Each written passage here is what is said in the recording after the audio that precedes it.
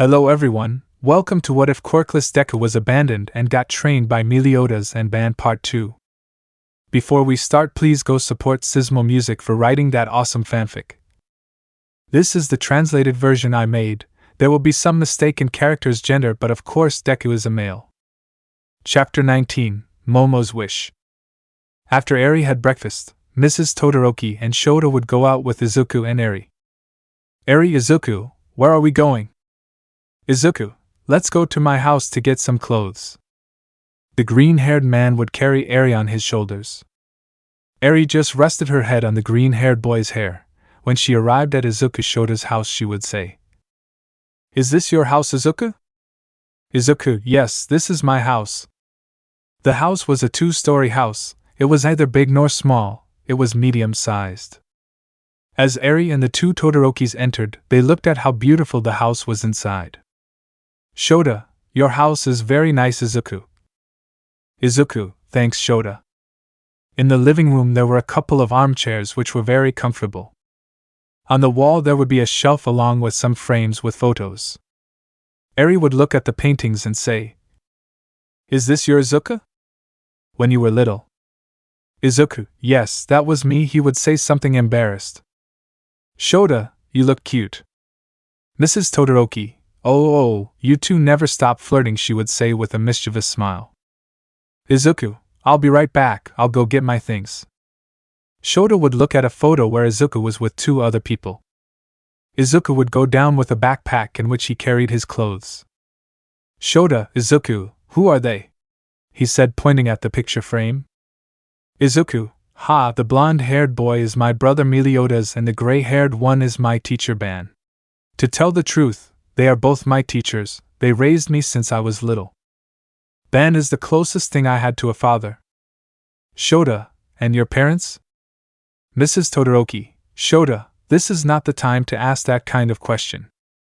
Izuku, it's okay, my parents abandoned me when I was little.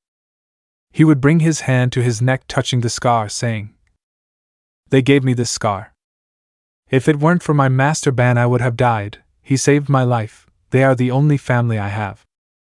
Shota would notice the sadness in Izuku's words.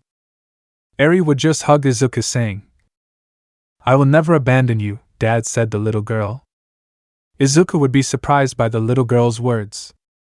Izuku would just hug her, saying, "Me either, my little princess." Mrs. Todoroki would have a couple of tears after having heard the freckled boy's story. She would come over and give them both a big hug while saying, "I will never abandon you." Izuku would just be happy. Shota felt bad for asking something like that. Izuku, well, now let's go back to the house. Everyone would leave the house and they would be walking through the streets. Izuku, before we arrive we can stop by some clothing stores. I want to buy clothes for my little Eri. Mrs. Todoroki, of course. They would have passed through several clothing stores. Izuku had bought a lot of clothes for Eri. The little girl would be very happy. After that, everyone would go out for ice cream. For Eri it was like a family moment, since the albino had never experienced that kind of moment. They would have spent most of the morning walking. Upon arriving home, Eri and Shota had taken Eri's new clothes to her room. Mrs. Todoroki, wow, Izuku, you and that little girl look like father and daughter. Izuku, I promised her I would never let her go. I will give her all the love I never received from my blood parents. In that they both would feel a rich aroma coming from the kitchen. They would go to see and saw Fuyumi, who was wearing a beautiful kitchen dress, preparing lunch. Fuyumi, wow, they finally arrived. Mrs. Todoroki, yes, we went to Izuku's house for some clothes and then we went to buy clothes for little Eri. Fuyumi, I see, it seems you had a lot of fun. Mrs. Todoroki, yes, it was fun, she would say with a smile. Izuku, Miss Todoroki, how can I help you? Fuyumi, no need, Izuku, you are our guest. Izuku, please, I can't leave you to cook alone. Mrs. Todoroki, I'm going to see Eri and Shota. Fuyumi, it's okay, Mom. I already told you, Izuku, I'll take care of it. He said this as he walked towards the green-haired man. She would take a wrong step and stumble. Before falling to the ground, Izuku would hold her, leaving Fuyumi holding on to the green-haired man's neck. Izuku, that was close, good thing I caught her early. Fuyumi, thanks Izuku. Note. Here Fuyumi would be 19 years old. End of note. Izuku would lift Fuyumi up like a princess, gently placing her on her feet. Fuyumi, wow Izuku, you are strong, she would say blushing. Izuku, that's because I train a lot. Fuyumi, okay, I'll let you help me for saving me. Izuku, thank you very much.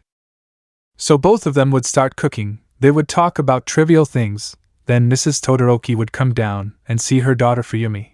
With a big smile she would say, Wow, this is the first time I see Fuyumi so happy. Izuku, this is the first time I see her smile, she has a beautiful smile. Fuyumi, thanks she would say somewhat embarrassed. Izuku, thanks to you for giving me that beautiful smile, once a person told me. A woman's beautiful smile can calm even the most intense pain and even soften the coldest heart. Fuyumi, wow, what a nice phrase Izuku. So both had finished lunch. At that point Endeavor would arrive saying, Good morning family, I'm home now. Mrs. Todoroki would greet him with a kiss and a big hug. Endeavor, Izuku, how are your injuries? Izuku, they're healing little by little, although I still think I could have taken care of myself. Endeavor, of course not, the doctor said you can't push too hard, right? I also owe you for saving Shota. Izuku, that's what a hero does, isn't it? After that everyone would have lunch, the atmosphere was so warm they seemed like one family. Meanwhile in the Yaoyorozu mansion, there would be a brunette with a cell phone in her hand, she would say. Should I call him or not? After what I saw on television I am worried. This would be about to dial the green-haired man's phone. But the doorbell of her house would have rung, at which point Momo's mother would say, Daughter, they are looking for you. Momo, but who could it be? The brunette would go down to see. When she got to the door she would see Izuku. She would quickly go to hug him and give him a big kiss, she would say. Baka. You had me worried. Why didn't you call me? She would say with a cute pout. Izuku, forgive me Momo, what happens is that. Momo would look at the person who came with Izuku, Eri would say. Nice to meet you, my name is Eri. Momo, how cute, I'm Momo. Izuku, she is under my care. Momo, she's the little girl you saved, isn't she? Izuku, yes. Eri, Dad is my hero, she would say hugging the freckled boy. Momo would be surprised by the words. Momo, did Dad tell you? Izuku, yes, she became quite fond of me and started calling me that. She is my princess, he would say hugging Eri. Momo, but how cute they both look. Momo would take Izuku and Eri to their room. The brunette and Eri would get along quite well. The latter would be combing Eri's hair. Izuku would just look at them with a big smile. Momo blushing would say, Why are you looking at us like that? Izuku, can't I look at the two people who got into my heart? Momo would blush greatly. Eri would just say, I love you, Dad. Izuku, I love them both too. Izuku and Eri would spend the entire afternoon until night fell at Momo's house. Izuku, well Eri, we have to go now, it's already night. Momo, Izuku, if you want, you can stay overnight here at my house. Izuku, are you sure Momo? We don't want to bother you or anything like that. Momo, of course I'm very sure that I want the person I love to sleep with me. Izuku with a big blush would say, I can't say no to the woman I love. Eri would be happy. Izuku, well then I'll go get some clothes for me and Eri. Momo, Baka, you forget that my quirk is creation. Izuku, oh yeah, that's right. So it would be time to sleep. Momo would tell Izuku that they would sleep with her. Eri would lie in the middle, Momo on the left side and Izuku on the other side. Eri, good night Dad and Miss Momo. Both would say good night Eri. Izuku and Momo would look at each other a little blushing. Izuku, I'm so happy. Momo, why do you say that? Izuku, because I'm sleeping next to the woman I love. Momo would blush a lot saying, I'm happy too, love. I won't fall asleep if you don't give me my goodnight kiss. Izuku would give her a big kiss on her lips. When they separated, Momo would blush slightly. Momo, I love you, Izuku. Izuku, I love you more, Momo. Izuku would take Momo's hand, bringing their faces together so they would fall asleep. Chapter 20. Shota's Feelings? The next day Izuku would wake up first. He would look at Eri and Momo, who were hugging each other. Izuku, but how pretty they look. The green-haired boy would just turn his face looking at Momo. The brunette would slowly open her eyes. Izuku, good morning, love. Momo, with a beautiful smile, would say, Good morning, love. Izuku would approach Momo, giving her a kiss on her lips. Momo would only kiss back. When they separated, Momo would blush slightly. Momo, and why that kiss? Izuku, it's the good morning kiss for the woman I love. Momo, I would like to receive that kiss every morning, she would say, blushing. Izuku, I would like to sleep with you every day.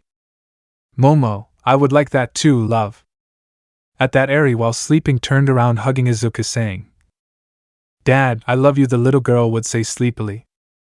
Izuku would just show a smile while caressing Eri's hair and quietly saying, I love you too, my princess.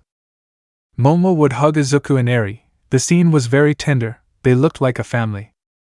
Mrs. Yayorozu would knock on Momo's room door, and she would say, Honey, breakfast is ready, come down to have breakfast. Momo, we'll be down soon, Mom. Come on, love. Izuku would slowly get up, at which point Eri would wake up. Eri, good morning, Dad. Good morning, Miss Momo. Izuku, good morning, my princess. Momo, good morning, Eri. Momo and Eri would enter the bathroom together. When they came out, Izuku would go in to wash his face and stuff. Momo would be combing little Eri's hair. Izuku would take out one of the dresses that Momo had made for Eri for her to wear. He would go outside, giving both of them privacy. Upon leaving, Izuku would blush because he would see Momo dressed in a beautiful dress, which showed off her waist and her two great attributes very well. Momo, how do I look? Izuku would approach Momo, taking her by the waist, saying, You look very beautiful, love. Then give Momo a big kiss. Momo, you sure know how to make my heart race. They would both walk to the great dining room, leading Eri by the hand. When Mrs. Yayorozu arrived, she would say, Wow, you both look like a family. I can't wait for her to be a grandmother. The raven would have a completely red face. Momo, but what the hell are you saying, Mom? Izuku would just be blushing. Eri, with a smile, would say, Good morning. Mr. Yayorozu, good morning, little one. Come sit here, he said, pointing to a chair next to the large table. Everyone would sit down after finishing breakfast. Izuku would say, Thank you very much for the breakfast. It was very delicious. Mrs. Yayorozu, Izuku, you will always be welcome in our house, as will little Eri. It's nice to have a little girl's voice in the house. Eri would just give a small smile. Mrs. Yayorozu, also, Momo gets very happy when you are with her. Momo would blush greatly. Izuku, thank you very much. Izuku would say goodbye to Momo with a big kiss, saying, See you, love, I have to do some things like Eri. Momo, goodbye, love, goodbye, Eri. Eri, goodbye, Miss Momo. Izuku, okay, are you ready, Eri? Eri would climb onto Izuku's back, holding on tight, saying, Yes, Dad, I'm ready. Momo, but what are they doing? Izuku, well, we can't just walk down the street like that, because of the reporters and all that, so I'm jumping from place to place. Momo, I see, be careful. Izuku, yes, we will. This one would take a great leap past the great wall of the Yayorozu mansion. This one would fall on the street, and so this one would jump from place to place. Eri would only say, What fun. Izuku would land on a beach which was full of trash. Izuku, well, Eri, from here we can walk to the house. Eri, yes, Dad. Izuku would look at the beach, saying, Wow, the beach is dirty, there is a lot of garbage. He would bring his hand to his chin. Izuku, I know that starting tomorrow I will clean this beach. it will serve as training. Eri, Dad, can I accompany you in your training? Izuku, of course, my princess. Eri would just give a big smile. They would arrive at the Todoroki mansion. Upon arrival, Fuyumi would have received them. Fuyumi would approach Izuku saying, "Where were you? Why didn't you come to sleep yesterday? You had to warn me." Izuku would have a drop of sweat on his head. At that, Mrs. Todoroki would say, "Daughter Izuku stayed overnight at Miss Yaoyoro's house, her classmate. She is Izuku's girlfriend."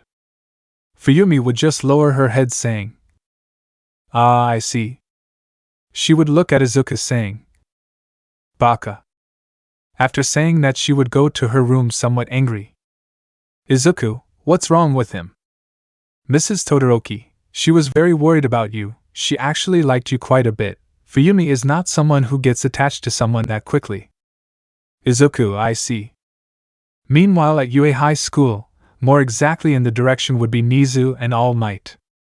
"Nizu, I'm glad to see you again, Tashinori. You can return to your slim form now.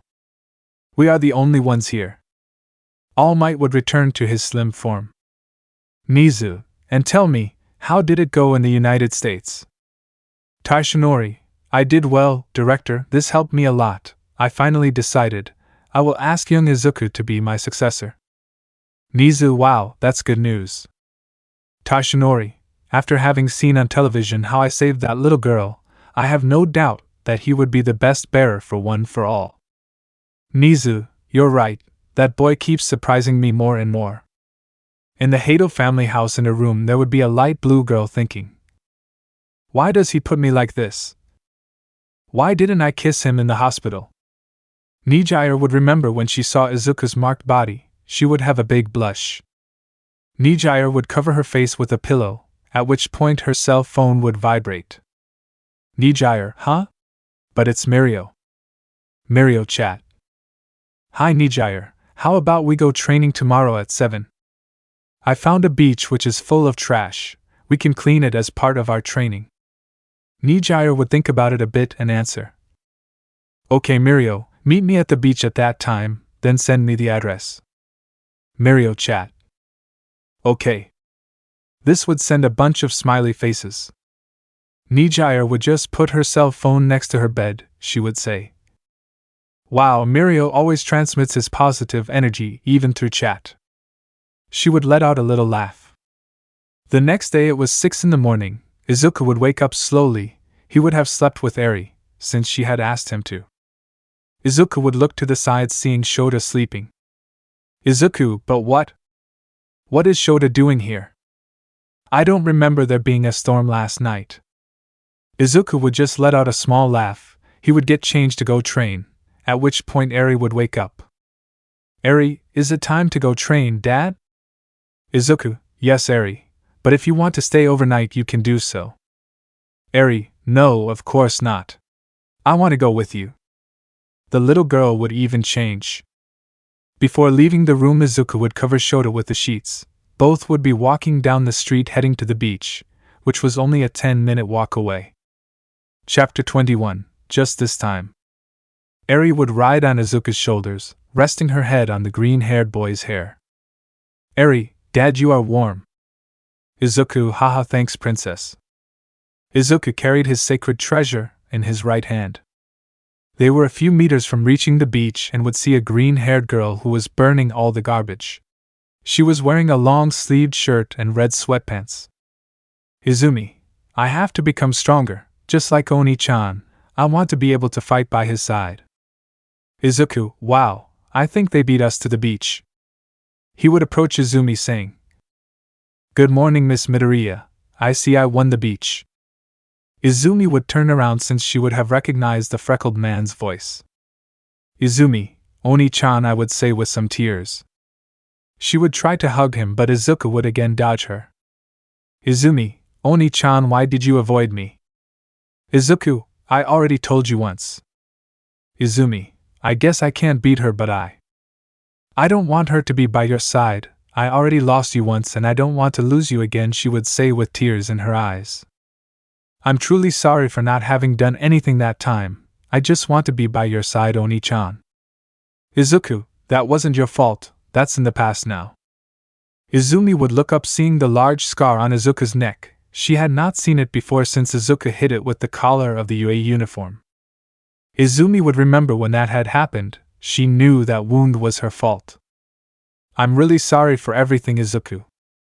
Izuku would just turn around and go to part of the beach, leaving Izumi alone. Eri, Dad, that girl had a lot of sadness in her eyes. Is she your sister? Oni-chan told you. Izuku would just lower his head, saying, Eri, I don't want to talk about that. Eri would just hug Izuku, saying, Dad, you are my hero, I will never leave you. Your warm hug was what made me feel good the first time. That girl needs a warm hug. You can be her hero too, the little girl would say. Izuku, wow, you and Momo are really my biggest weakness. I love you, my princess. He would turn around and walk back to Izumi, who still had tears in her eyes, and would turn around and leave the place. But she would be hugged from behind. Izuku would say in her ear, Just this once I'll let you hug me, sister.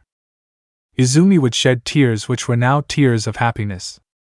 She would turn around and hug Izuku tightly, resting her head on the green-haired man's chest. Only Izuku would hug her. Izumi could feel the green-haired man's warmth. Eri would just look at Izuku with a smile. Izuku, I have to take care of you.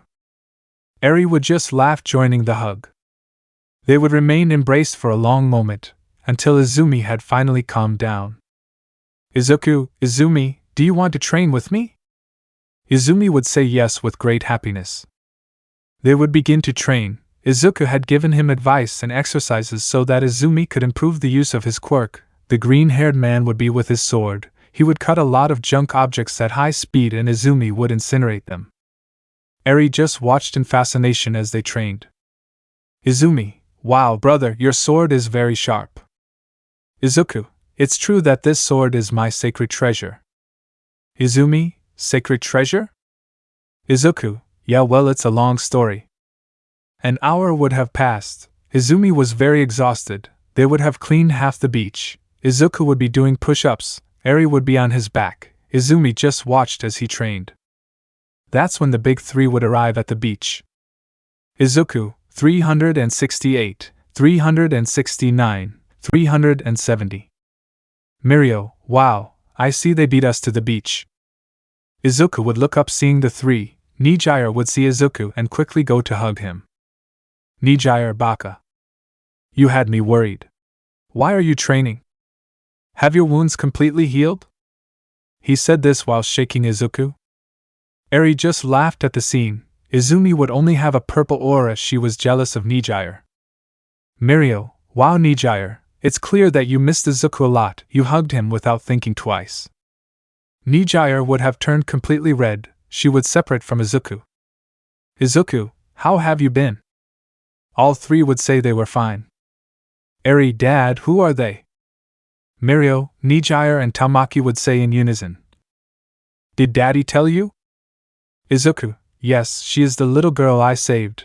Her name is Eri, and well, she became quite fond of me and started calling me Dad. She is my princess, I would say while hugging her.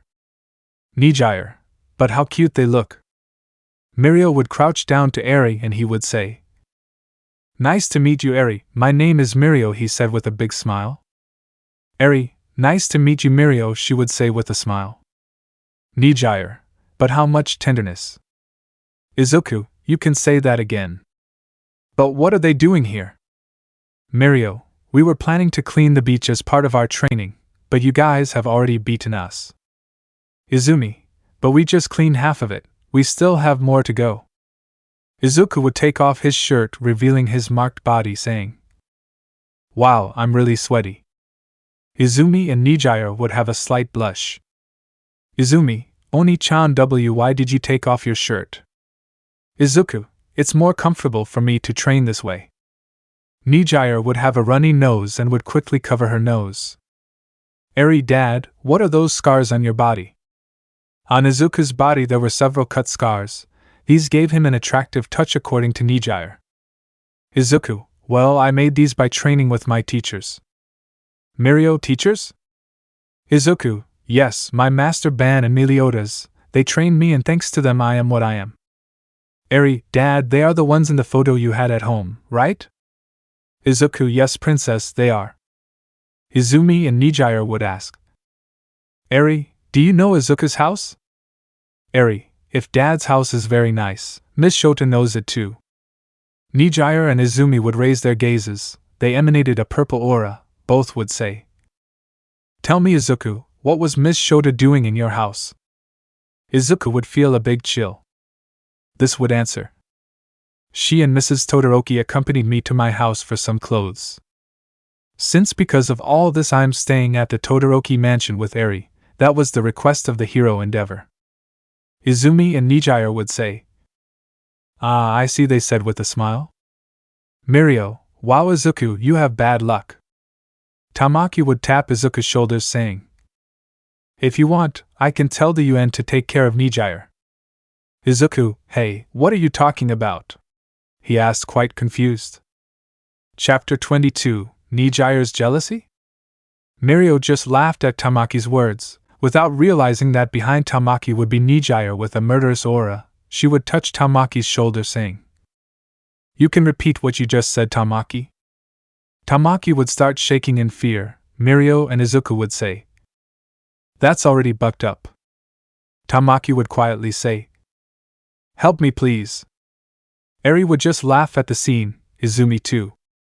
Mirio, Izuku, I see you have weights on your feet. Izuku, oh yeah, I always use them for training. Izumi, brother, how much weight are you carrying? Izuku, it's 110 kilos on each leg. Everyone would be amazed. Eri would hug Izuku saying, Is Dad very strong? Tamaki would see Izuku's sword and he would ask, Hey Izuku, that sword was the one you used to fight Chisaki, right? Izuku, yes, this is it. Mirio, Izuku, would you like to have a fight against the three of us? Izuku with a smile would say, With great pleasure. Nijire, this time I'm going to beat you.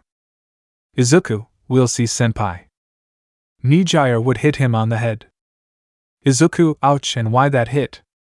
Nijire, blushing a little, would say, I told you that you can call me Nijire. Izuku, oh sorry, I forgot. Nijire, baka. Izumi would just hold Izuku's hand saying, What do you think about this? You three against us too. Mirio, that's a great idea. What do you say, Nijire? Nijire would have noticed Izumi's action. Both girls would stare at each other, a tension overwhelming the entire place. Nijire, okay, but let's make a bet. If I win, Izuku will be mine for a whole day. Izuku, huh? But... Izumi, okay, but I won't give you my Oni-chan. If I win, he'll be mine for a whole day. Izuku, why do you record me like I'm a trophy? Between the glances of both of them, rays of light collided with each other. They were like this for 3 minutes. Eri would grab Nijire's shirt saying, Excuse me, but Dad is already fighting. Both girls would watch as Izuku was already fighting against Mirio and Tamaki. Tamaki would attack Izuku with his right arm, which was made of octopus tentacles. Izuku with his sword would cut it at high speed, then he would dodge Mirio, who would have come out from under the ground. The green-haired boy would have made a great leap. Mirio would kick him. Izuku would cover himself with his forearms. In that moment, Tamaki would be behind him to hit him with his crab arm. Izuku, release sacred treasure. At that point, Izuku's body would vibrate, making another Izuku appear, who would turn around and attack Tamaki. Izumi, now there are two Oni-chan. Nijire just watched this with a big gleam in her eyes. Eri, Dad is amazing. The two Izuku would be attacking Mirio and Tamaki. Tamaki would have more problems. Izuku would be fighting against Mirio. Mirio, you're not as fast as you used to be, I'd say, confident. Izuku would take off the weights from his legs, and in a quick movement he would be behind Mirio. He would quickly turn around, throwing a kick, which would go through Izuku since he was just an image. Izuku would be behind him at high speed. He would have given him a strong axe kick, knocking Mirio out. Tamaki would be lying on the ground without strength to continue. Eri would shout, Dad is the winner. At that the other Izuku would disappear. Nijire, it's not fair Izuku, we couldn't fight. Izuku, sorry, it will be for another time. Nijire just had a pout. Izumi would hug Izuku saying, You're great, Oni-chan. She would look at Nijire sticking her tongue out at her. Nijire would only clench her fists in anger, and 10 minutes would have passed before Tamaki and Mirio would have woken up. Mirio, damn, this time you were much faster than before. I will continue training for the rematch. Tamaki, dude, you beat us like it was nothing. I'm saying you're at the level of the professionals. Izuku, I don't think so, I still have a lot to learn. After that they would train a little. During training Izumi would twist his foot. Izuku, are you okay, Izumi? Izumi, yes, I'm fine. She would try to stand up but couldn't, it hurt too much to stand. Izuku would carry her on his back. Izuku, sorry guys, I'll take Izumi home. Mirio, don't worry Izuku, it was fun training with you. Nijire would look at Izumi. Izumi would only hug Izuku more, making Nijire angrier. Izuku, come on princess. Eri, yes, dad. The little girl would say goodbye to everyone. Izuku would carry Izumi on his back. Eri would walk alongside them. On the streets, girls looked at Izumi with jealousy and men looked at Izuku with rage. Since the shirt Izuku was wearing was tight to his body, highlighting his toned body, Izuku was blushing just like Izumi. Izumi, Oni-chan, why are you blushing? Izuku, well your breasts are pressing on my back. I would say it quietly so Eri wouldn't hear, but it would be loud enough for Izumi to hear. Izumi would turn very red saying, I'm sorry, if you want I can get off. Izuku, of course not, you can't walk properly. They would stop by a pharmacy. Izuku would buy him some pills for the pain and to prevent inflammation. Izuku would arrive at the Midoriya house and he would stop dead, remembering his father's words. If you step foot in this house again, you will see the consequences. Izumi would notice the expression on Izuku's face. Eri, dad, are you okay? Izuku would snap out of his thoughts saying, Of course, my princess. He would take Izumi to the door of the house, then Inko would come out, she would see Izuku and shed a few tears while saying, Izuku is your son. Izuku felt great anger upon hearing that word. Inko, son, I'm glad to see you're okay. Izuku would carefully lower Izumi saying, Well, see you Izumi. Izumi, brother, don't you want to come in? Izuku would be heading out of the house and would stop dead in his tracks answering, No, Izumi, I have nothing to do here, I just brought my sister to her house, that's all. Inko, wait Izuku Izuku would carry Eri on his back and take a great leap, disappearing from both of their sights. Izumi, I knew it, he still hasn't forgiven us. Inko would just fall to her knees on the ground crying. Izuku and Eri would have arrived at the Todoroki mansion. Upon arrival Mrs. Todoroki would greet them saying, Well, they finally arrived, he said as he hugged them both. Izuku, without thinking and without knowing the reason, said, We're already home, Mom. These words would bring a couple of tears to Mrs. Todoroki's eyes, which would only hug him tighter. Izuku would only reciprocate the hug. Eri, I love you, Grandma. Endeavor would have seen the whole scene and would only give a slight smile. In his thoughts he would say, Wow, I think I made the best decision. I've never seen my wife so happy. He would go to train in his huge gym, which was at the back of the mansion. Izuku, what? I'm sorry, I didn't mean to make her cry. Mrs. Todoroki, it's okay son, these are tears of happiness. I'm so happy you called me Mom, please keep calling me that. Izuku, with tears in his eyes and a big smile, would say, It's okay, Mom. Mrs. Todoroki, son, you're all sweaty. If you want, go take a bath. Izuku, yes, I will do that, Mom. Eri, Grandma, what's for breakfast? Mrs. Todoroki, you'll see, Eri. They would both go to the dining room for breakfast. Izuku would walk up the stairs, reaching his room. Note: each room had its own bathroom with shower and everything. End of note. Izuku would take off his shirt, leaving his torso exposed. He would be about to open the bathroom door. In that moment, Fuyumi would come out of the bathroom with a towel which covered her entire body. She would collide with Izuku, and they would both fall to the ground. Fuyumi's lips would be touching Izuku's, and she would blush deeply. Fuyumi, Izuku. Izuku, Miss Fuyumi, are you okay? You didn't get hurt? Fuyumi, no, don't hurt me. Their lips were only millimeters away from touching. Izuku would have a big blush. Fuyumi would see that her breasts were touching Izuku's chest. Fuyumi was about to get up but stopped to look at the freckled man's marked body. She would have a big blush. Izuku would only look to the side since the only thing Fuyumi was wearing was a towel. They both stood up, either of them looking at each other. Fuyumi, sorry for using the shower in your room, it's just that the faucet in mine broke and well, Shota is using his. So I used yours. Izuku, no problem. Fuyumi, well bye. This would leave the room. Izuku down Fifi. He would go in to take a bath but he couldn't get the image of Fuyumi out of his head. After all, it was as if he had seen her naked. Then a mini Meliodas would appear on his shoulder saying, "You make me proud, little brother," he would say with a mischievous smile.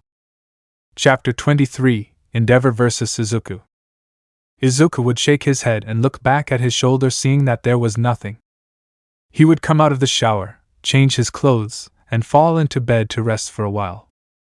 Izuku in his thoughts would say, "Wow, what an exhausting morning." At that, Eri would enter the room. "Eri, Dad, Grandma says you should go have breakfast." "Izuku, I'm coming, my princess." He would take Eri by the hand as they walked down the stairs. In the large dining room, Fuyumi and Shota would be sitting having breakfast. "Mrs. Todoroki, son, sit down and have breakfast." "Izuku, yes, it's okay." Fuyumi couldn't look at Izuku's face after what had happened. Then Natsuo would come down greeting everyone. He would see how Fuyumi acted and would say in a mocking tone, "What's up, little sister? Why so serious? Even though you make that face, you have a slight blush. Don't tell me that. You are in love with someone," I would say with laughter. Fuyumi, who was drinking orange juice, would choke on what Natsuo had said. "Fuyumi, what the F are you saying, Natsuo? You know that stuff has nothing to do with me," she would say, trying to hide her blush. Shota would just look at his sister asking, "Do I even know Fuyumi? Is it cute? How old are you?" Fuyumi would raise her gaze, looking at Izuku for a second, blushing deeply. She would get up from the table and hit Natsuo. "Fuyumi baka." This one would leave the table. Mrs. Todoroki would just look at everything with a smile and quietly say, Now I wonder who will stay with Izuku in the end." Izuku would only be talking to Eri, so he hadn't heard any of the conversation. "Shota, wow, it seems she is in love," he would say with a smile. "Natsuo, ouch, that hit did hurt me. It was just a joke, he took it very seriously," he said while rubbing his head. Shota in his thoughts would say, "She's not the only one who's in love." He said this while glancing sideways at the green-haired man. "I have to do something about this feeling. The best thing would be to forget about all this." At the Midoriya house, Izumi would be in her room remembering the hug that Izuku had given her. Izumi, Oni-chan's hug was so warm. At that, a vein on his forehead would appear and he would clench his fist, saying, "I won't let that blue-haired girl or that spoiled girl Momo have my Oni-chan." Elsewhere we can see Nijire coming out of a bath. The only thing covering her was a towel. She would throw herself onto the bed, saying out loud, "I like you, Izuku. I won't let that freckled green-haired girl beat me. I want to have you by my side," she would say with a big blush. A whole day would have passed like this. Now it was 7 in the morning. Shota would be lying with Eri in the same bed. At that moment, a great tremor would be felt in the house, and they would wake up somewhat scared. "Shota, what's going on?" Eri and Shota would approach the window and see that in the courtyard would be Endeavor bumping his fists against Izuku. "Eri, Dad is fighting Mr. Endeavor." "Endeavor, come on Izuku, show me what you're capable of." He said this while bumping fists against the freckled man. Izuku would have a shirt stuck to his body, it was black, but now he would have half of his torso exposed, since it would have been burned by Endeavor's flames. Izuku, Endeavor-sensei is really strong. Izuku would jump high into the air and spin around quickly before kicking him in the face. Endeavor would manage to dodge it. This in his palm would make a sphere of fire, taking advantage of the fact that Izuku was in the air. It would be very difficult for him to dodge. This would give the explosion to Izuku, who upon seeing Endeavor's hand would turn his hip, brushing his face by centimeters with Endeavor's palm, dodging the explosion. Endeavor had a face of astonishment. Izuku would rest his left hand on the ground, leaving his body lying in the air, propelling himself by taking a great leap backwards. Izuku would finish tearing his shirt, revealing the scars all over his body. Mrs. Todoroki, who would be watching from a safe distance, would say in a low voice, "Son, why do you have so many scars on your body?" Next to her would be Natsuo and Fuyumi. Natsuo, "Wow, Izuku is incredible, he is fighting Dad." Fuyumi would only blush deeply upon seeing the freckled boy's marked body again. But she would hide her blush as much as she could. Izuku and Endeavor at high speed would clash their palms. They would apply so much pressure that they would create a small crater beneath them. "Endeavor, you are so strong, Izuku." This would start to push the freckled boy back. Izuku would apply more force, stopping Endeavor's advance. The green-haired man would drop his body, giving a small turn, connecting a kick to his left leg, destabilizing Endeavor. Izuku would quickly take advantage of that, and give him a big blow to the face, sending Endeavor crashing against the mansion wall. The entire Todoroki family would look on in shock.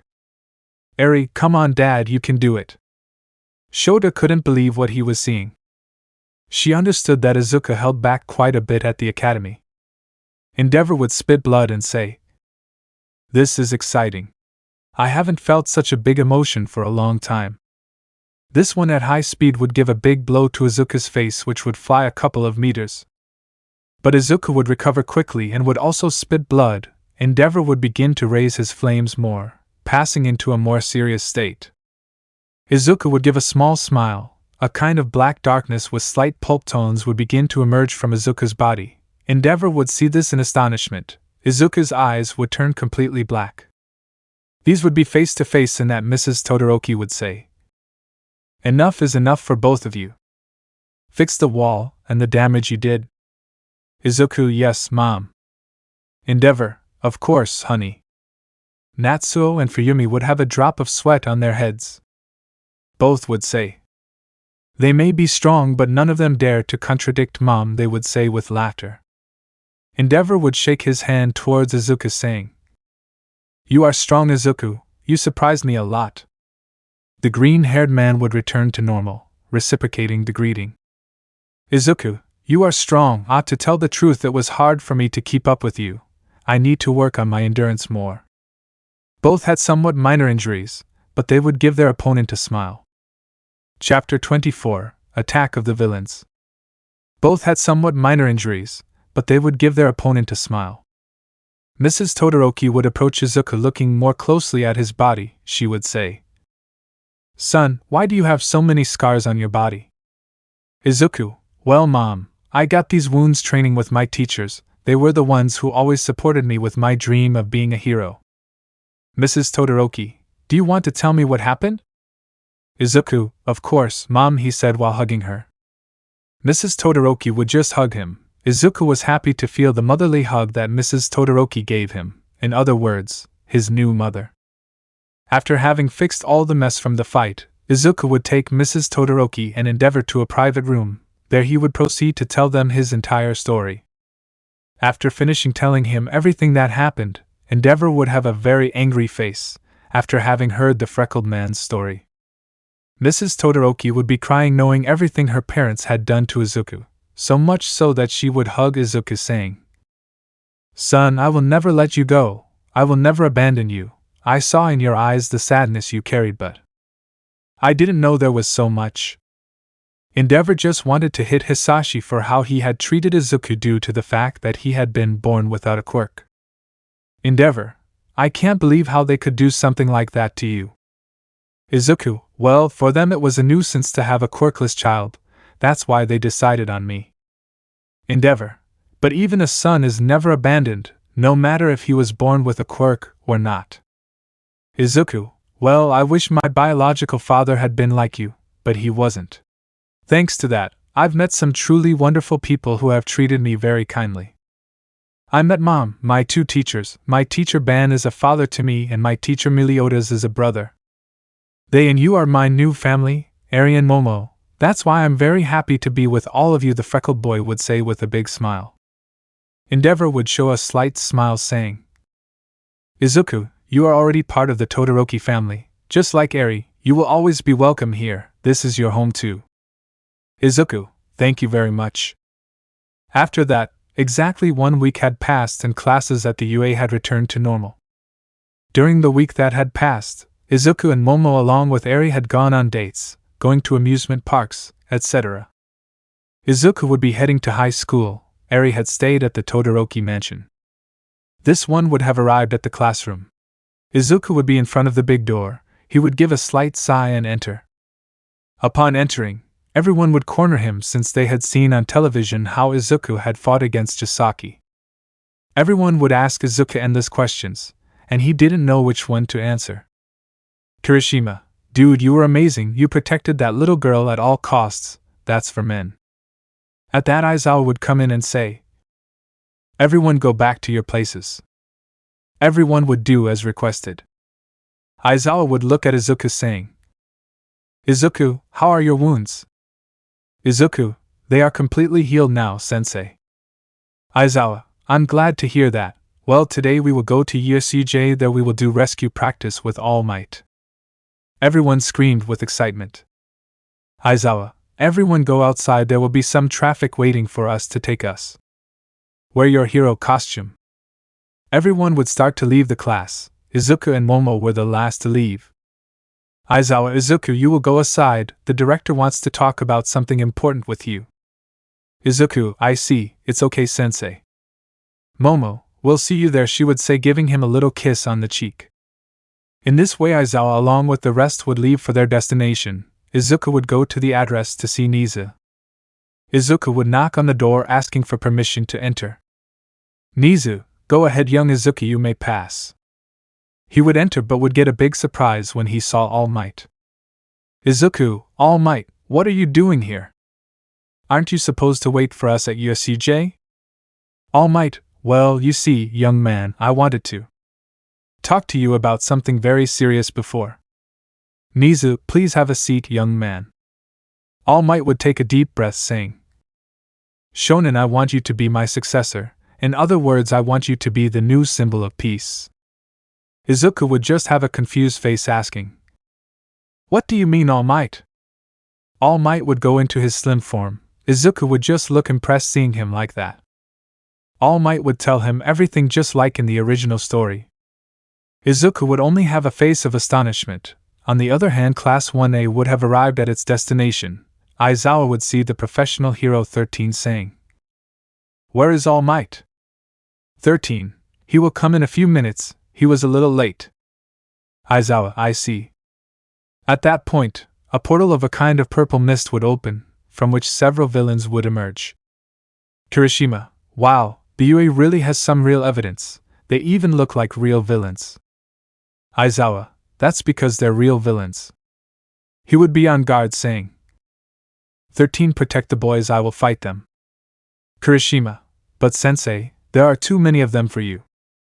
Well, then everything would happen like in the original story. Kurojiru would have separated the students. Tsuyu, Mineta had fallen in the same place as in the original story except that Shota would be with them.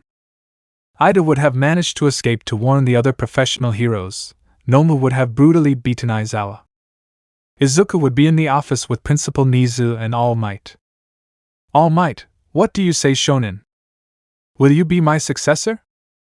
All Might would be back in his muscular form. Izuku would be about to answer, and then Ida would become very tired. Nizu, young Ida, what happened to you? Ida would proceed to tell them that some villains had attacked the USUJ, and the image of Momo and Izumi would pass through Izuku's mind. All Might would clench his fists in rage at that Izuku would leave at high speed in a flash of purple darkness. Neither All Might nor Ida could see him. Returning with the others, Aizawa would be brutally beaten by the Noma that Shigaraki had brought. Aizawa would be on the verge of losing consciousness. Shigaraki, we will kill them all. I want to see All Might's face when he gets here and sees all his students dead, he said with a chilling smile. At that point the Noma would fly out, crashing at high speed against a wall due to an attack by Momo, who would have created a very powerful cannon with which she would have shot the Noma. But the Noma would not have received any damage. Momo would record Aizawa saying, "Sensei, please wake up, don't close your eyes, please." Aizawa was practically closing his eyes. The pain was unbearable. At that, Shigaraki would say, "Noma, kill that girl.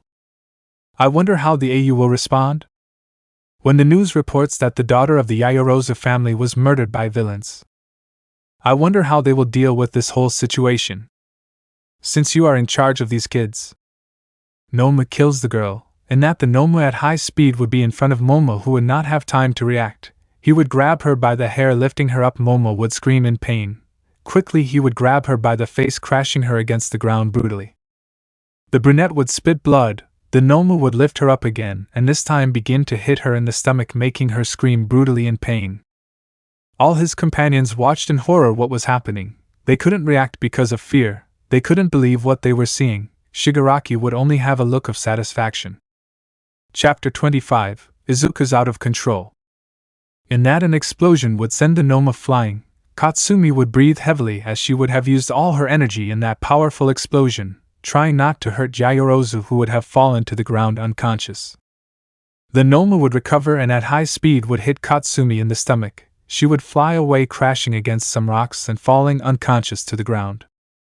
The Noma would head towards where Momo was to give him the final blow.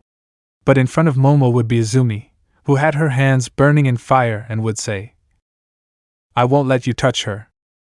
She is someone very special to me, Oni-chan. I won't let you hurt her." At that, Izumi would burn the Noma with a strong flame. The fire was so high that the great heat could be felt. Shigaraki would just be calm, and that Izumi would turn off his quirk where the Noma was. There would only be a lot of steam and smoke, but from the smoke the Noma would come out walking normally. The image was somewhat unpleasant because he had no skin on top. Half of his face would have been melted. But slowly his body and skin were regenerating at great speed. Izumi just watched all this terrified. She knew that this monster could kill her. The Noma would give Izumi a strong kick in the ribs. She would spit and scream in pain. Izumi would have managed to cover herself with her arm, but the force of the kick was so strong that it had broken her arm along with a couple of ribs. The green-haired girl would be lying a couple of meters away, spitting out some blood and enduring the unbearable pain. The Noma would be about to walk to kill Momo. At that moment the access door to USUJ would have broken from a strong blow. Everyone would look on in amazement. Kurojairi, Shigaraki looks where the girl Yaoyorozu is. He would look and see Izuku, who was in front of Momo. Izumi would see Izuku and say, "I'm sorry, Oni-chan, I couldn't protect her. She is someone important to you and I couldn't protect her." Izuku would watch as the woman he loved was seriously injured, as was his sensei and sister. Izuku would carry Momo and Izumi at high speed, placing them in a safe place along with the other boys in the class. "Mina, Izuku. Izuku, Mina, please, I leave Momo and Izum to you." In that, Izuku at high speed would have Aizawa in his arms in the same way he would take them with the rest. "Izuku, Mina, who was the one who hurt Momo like that?" "Mina, it was that monster with a bird head." A deep hatred ran through Izuku's body. He would turn his gaze. His eyes were now black. Black rays with slight purple tones came out of his body. A great pressure would crush the entire place. All the villains would feel a huge chill. Those in Class 1A would say, "Izuku, are you okay?" Without receiving any response, they worried about the freckled man. Izuku would begin to walk slowly towards the Nomu, while a great darkness emerged from his body. "Izuku, I will never forgive you," he said with a voice from beyond the grave. This would scare all his classmates. "Kirishima, he's getting wild." "Izumi, Oni-chan, what happened to you?" "That's not you." In a great movement, Izuku would have torn off an arm of the Nomu, which would begin to shed blood. Shigaraki and Kurojairi would look at this in astonishment. since not even Noma would have seen the moment Izuku had moved. Quickly Izuku would give strong blows to Noma, brutally hitting him against the ground. The green-haired man gave him strong blows to the face. Each blow disfigured the Noma's face more and more. Izuku would continue like this until he had completely broken the Noma's skull. Izuku's hands were covered in blood. Shigaraki would start to feel very scared. All the villains would be horrified by the scene. Meanwhile, at Izuku's house, a portal would open from which Ban and Meliodas would emerge. Meliodas, we're back, Izuku. They would see that there would be no one in the house, and that both Ban and Meliodas would feel an immense dark power. Meliodas would put on a serious face, saying, "It can't be that he lost control." "Ban, what do you mean, Captain?" "Meliodas, there's no time, Ban, let's go immediately to where this presence comes from." Both would leave the house at high speed. Meanwhile, Izuku would say, "No, it's still not enough." This would take the body of the Noma from Izuku's palm. A black fire with purple tones would come out, calcining the Noma, leaving only ashes. "Shigaraki, it can't be the one who killed Noma." "Kurogyri, we must escape, that boy is a damn demon." This would open its portal and Izuku's gaze would fall on both of them. The green-haired man would raise his hand from the Todoroki family mansion, more exactly in the room where Izuku slept with Eri. There would be Izuku's sword. It would fly out at great speed, reaching Izuku's palm in a matter of seconds. The sword would be covered in the same fire already mentioned. Those of Class 1A looked at the scene in horror. "Mina, that looks like a demon. It doesn't look like the Izuku we know." Izuku at high speed would cut off the hands that covered Shigaraki while they were face to face.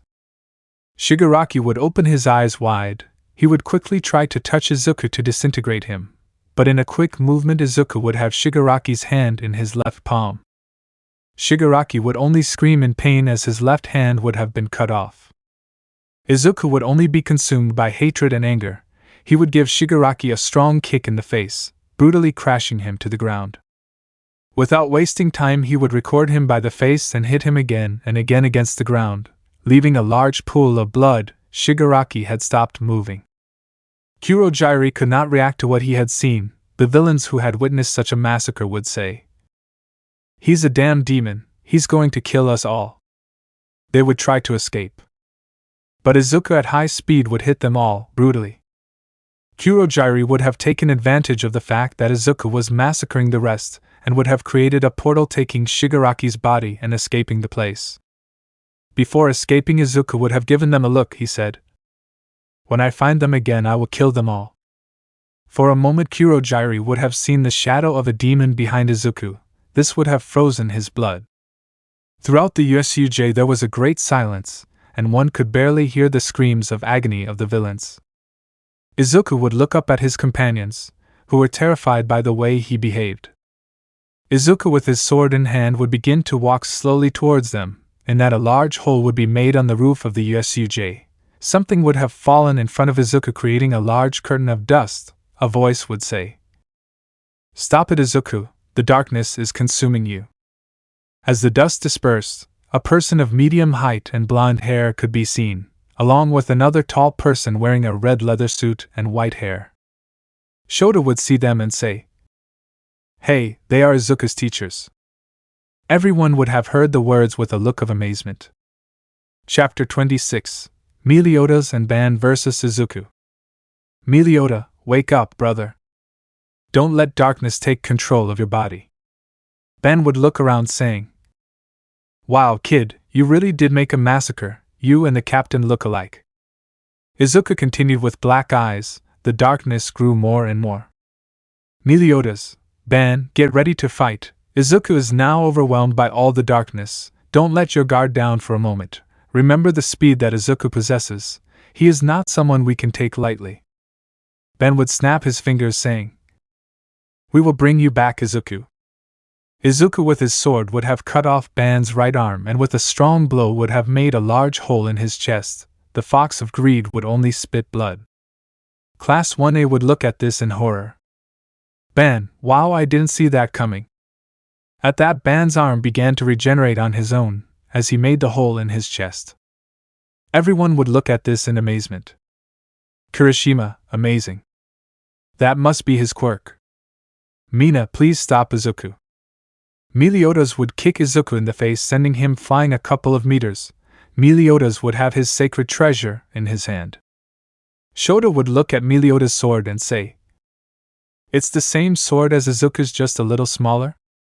Meliodas, wake up, brother. Izuku would once again lunge at them.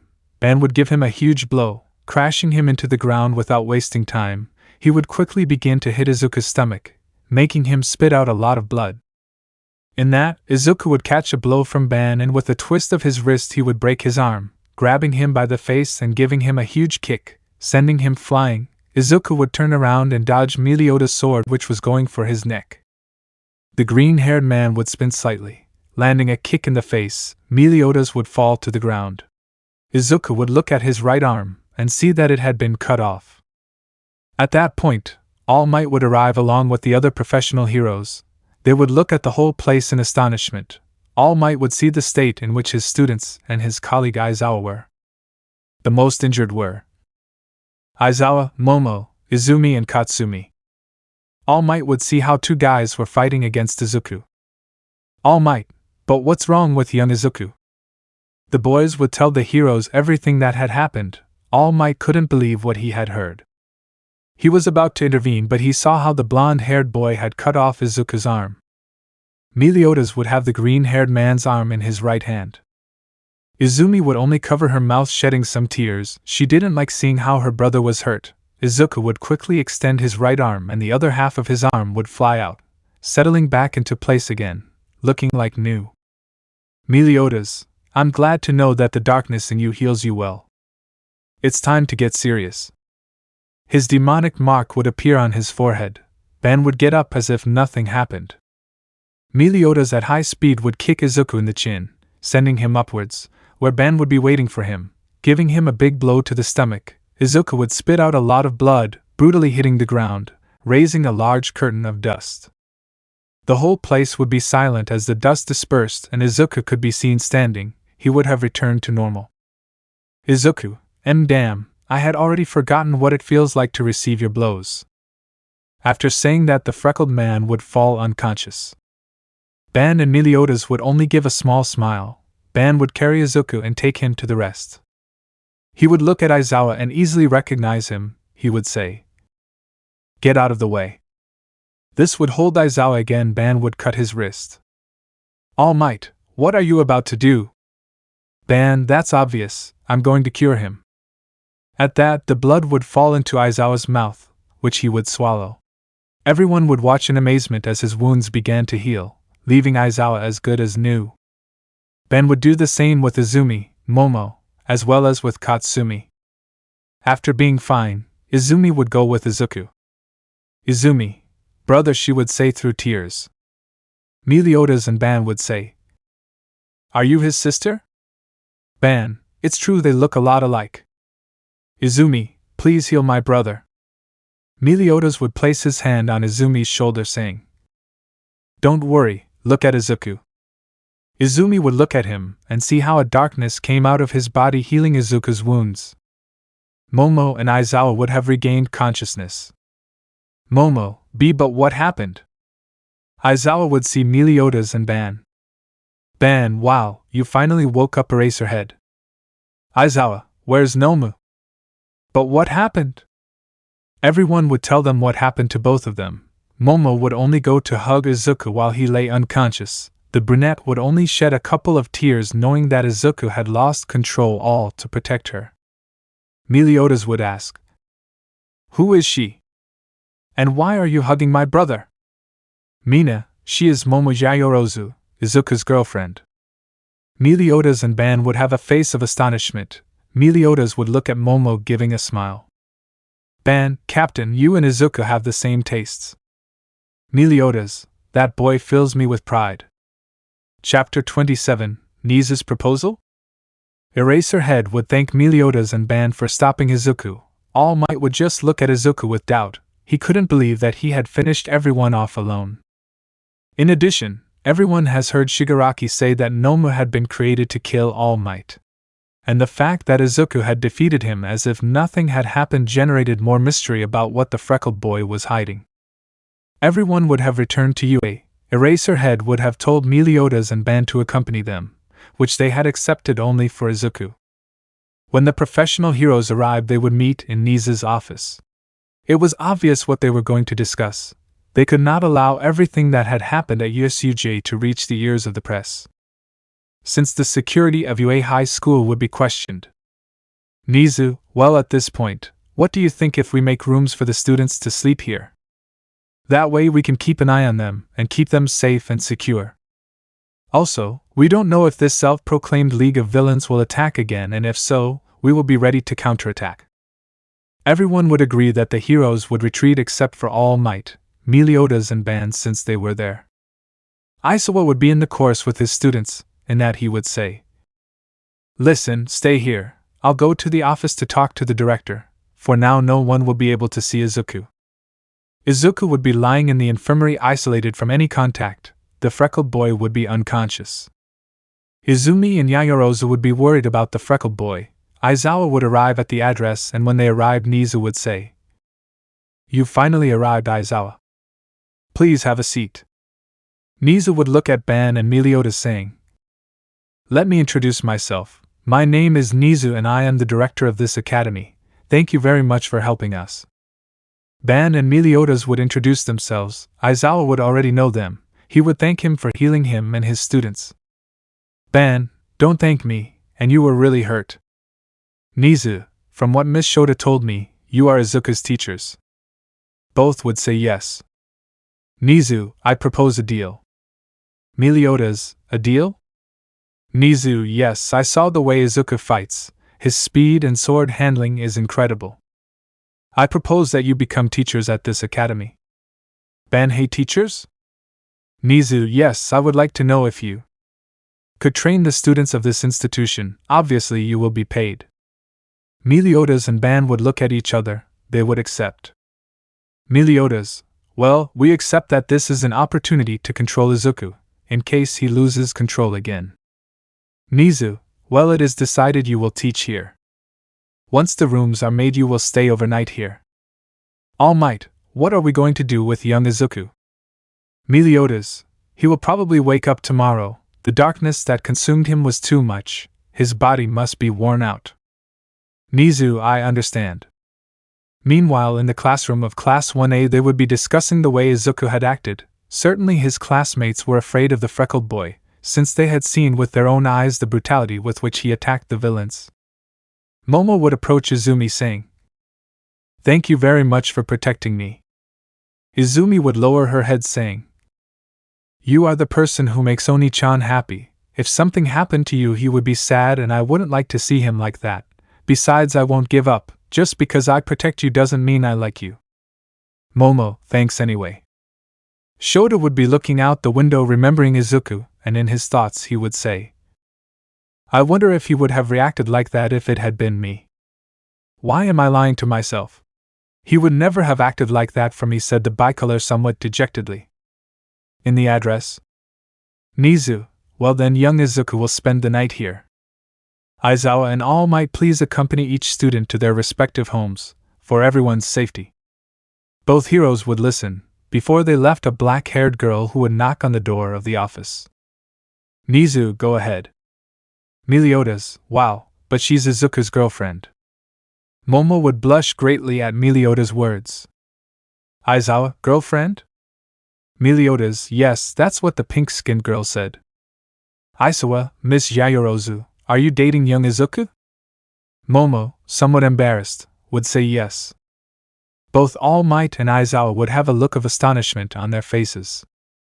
All Might in his thoughts would say, "Wow, the future symbol of peace already has a partner. I'm proud of you, Shonen." Aizawa would look at Nizu, saying, "Director, were you informed about this?" Nizu would just look to the side while whistling a tune. Aizawa would have a drop of sweat on his head, saying, "Okay, this time I'll act like I didn't hear anything."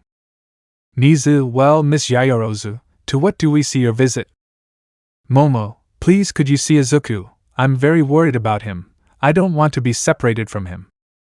After all, he lost control because of me, all to protect me. If I hadn't been so weak, then he. Without realizing it, Momo would be shedding a couple of tears. Ban would touch Momo's shoulder. She would look up at Ban, who would wipe away her tears, saying, "This is not your fault. He loves you very much, that's why he reacted like that, and I don't blame him. I would have lost my mind too, if someone hurt the woman I love." Meliodas, Ban is right. I once lost control like that too. That shows that Izuku loves you too much and doesn't want to lose you. Momo would show a happy smile. Nizu, it's okay, you can see him. Meliodas, Director Nizu let her stay to take care of Izuku. It would do him good to wake up and see the woman he loves safe. Nizu, okay, Miss Momo, I'll take care of talking to your family myself. I'll let them know everything. Momo, thank you very much. Aizawa and All Might would say, well, we'll take the kids to their homes. Nizu, well, thank you very much. Well, please follow me. I will take you to where Izuku is. Thus they would arrive at the infirmary by entering the special room for those who entered by recommendation. Upon entering, Momo would see the freckled boy resting. He wouldn't be hurt, but his body needed a rest. Momo would just hold Izuku's hand, while stroking the green-haired boy's hair. Meliodas, well, you'll have Izuku all night, so take good care of him, he said with a mischievous smile. Momo would have a big blush. Nizu was just laughing at the moment. Ban and Meliodas would go home to rest, leaving Momo with Izuku alone. Momo would watch Izuku sleep. She would remember the first kiss they had given each other, showing a big smile.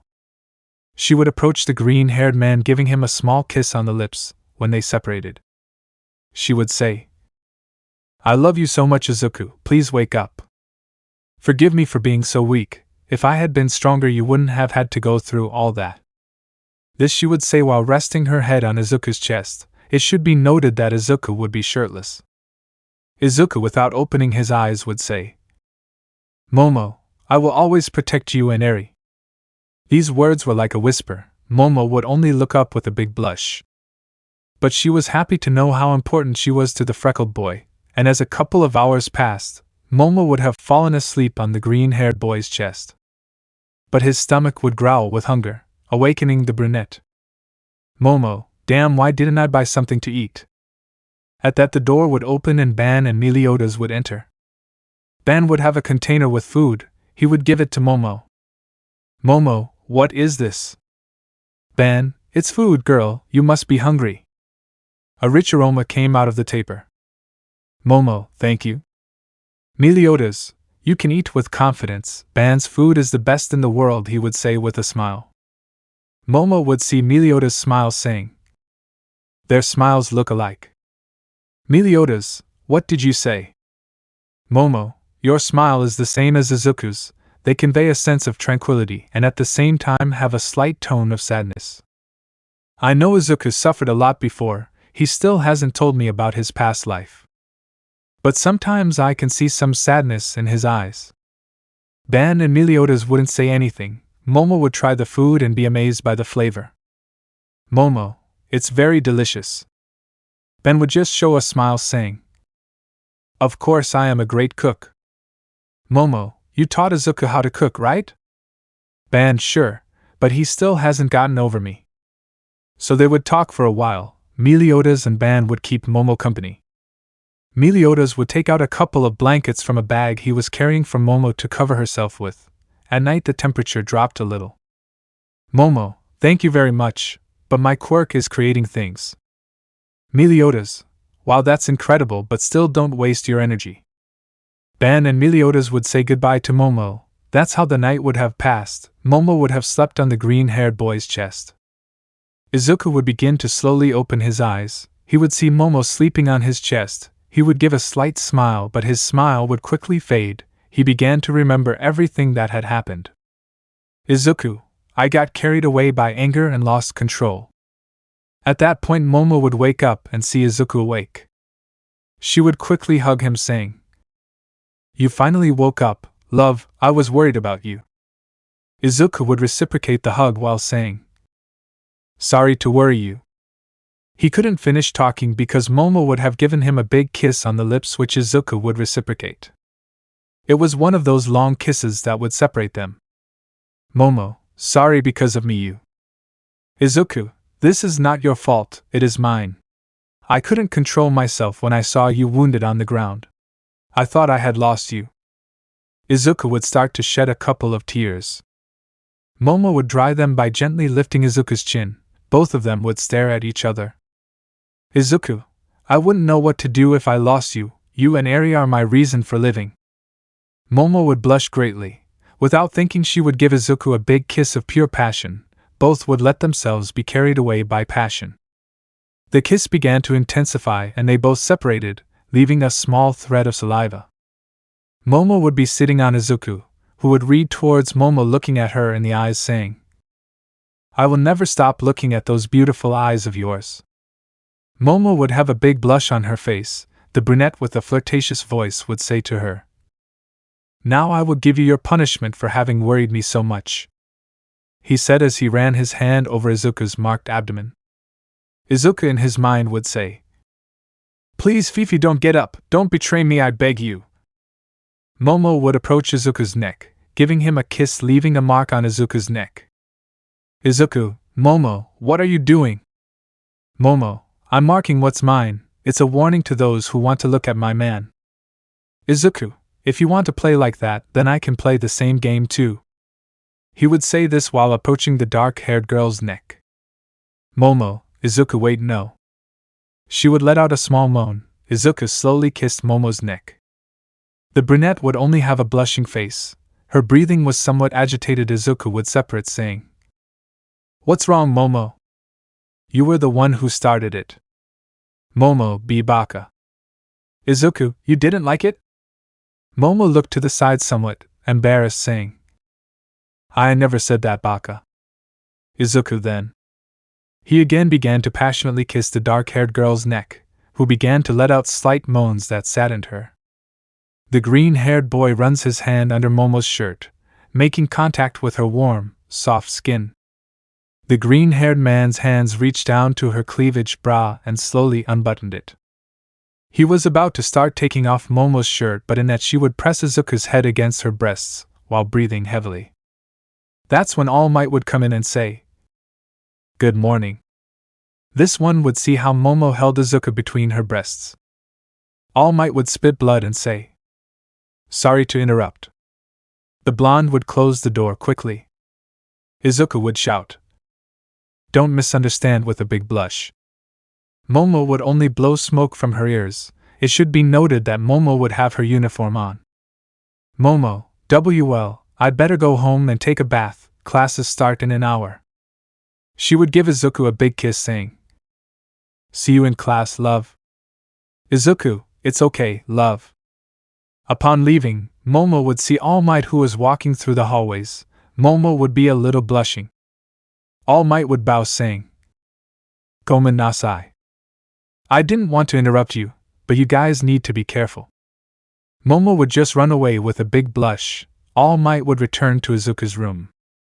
The blonde would make a fake cough, saying, Young Izuku, have you thought about my proposal? Izuku would just look up at the ceiling, saying, Yo. In this way an hour would pass. Izuku would have gone to take a bath at the Todoroki mansion. When he arrived, Mrs. Todoroki would give him a big hug, saying, I'm glad to see you're okay, son, he would say with tears.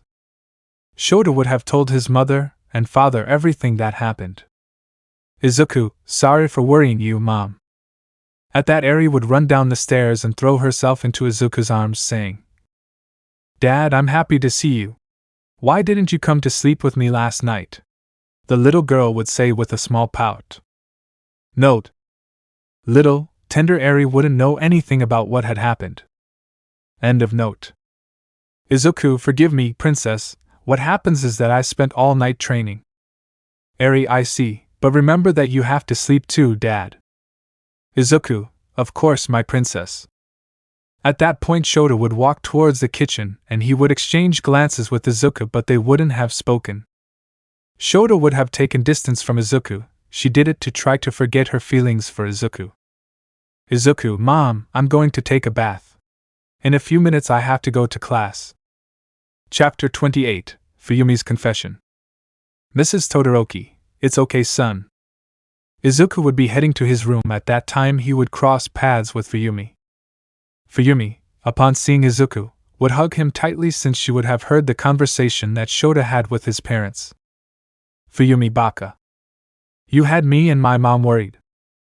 Izuku, forgive me Fuyumi, I didn't mean to. Fuyumi would just lightly pat Izuku's chest while saying, Baka baka baka. Shedding some tears. Izuku, Fuyumi, are you okay? He couldn't finish speaking because Fuyumi would have given him a kiss near the lips. Izuku would have a slight blush. Izuku, F Fuyumi, but. Fuyumi, can I be selfish? She asked with a sad tone. Izuku, selfish? Fuyumi, yes, I want you only by my side. Izuku would be surprised by Fuyumi's words. Fuyumi, if only I had met you before you met her. I started to have feelings for you, Izuku. I know you love Miss Yayoroza, but still I'm jealous of her. If I could forget these feelings I would, or so I would like to tell you, but something inside tells me that if I forget them it will be the worst thing I do. Every time I'm with you my heart races. That time I came out of the bathroom and ran into you. I swear something inside me was telling me to kiss you, but I was afraid that if I did I could lose you. And the last thing I want is to lose you, Izuku. I'm happy at least I could tell you how I feel before I leave. Izuku, are you leaving? Fuyumi would wipe away her tears and say, In a few days I'm going to study abroad, but before I leave I wanted to tell you how I feel about you. Izuku, Fuyumi, Fuyumi would put her finger on Izuku's lips saying, Don't say anything, those words will hurt me a lot. Fuyumi would turn around entering her room. Before entering she looked at Izuku and gave him a smile, saying in a low voice, Momo is very lucky to have you. After saying this Fuyumi would close the door to her room. She would only kneel on the floor shedding a couple of tears because she knew that the freckled boy was faithful to Momo, but she still wanted to feel the freckled boy's lips on hers. Izuku would be in the hallway with his head down. He would have taken a certain liking to Fuyumi, and seeing her sad or crying was something he couldn't stand. But he couldn't do anything. It was clear that Izuku only loved Momo. But he felt bad for Fuyumi. The freckled one would take a bath, put on his uniform and leave for the UA. He would carry Eri on his shoulders. The little girl had snuck in. Izuku couldn't say no to Eri, after all she was his princess, his weakness. Eri was just leaning on the freckled man's shoulders and head. Eri, Dad, are you okay?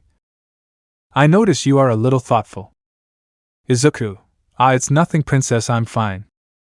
They would arrive at the classroom and everyone would see little Eri and go to greet her. Eri would see Momo and quickly go to hug her, saying, Mom, I'm happy to see you. Everyone would shout, What? In unison the men quickly looked at Izuku, who only looked away.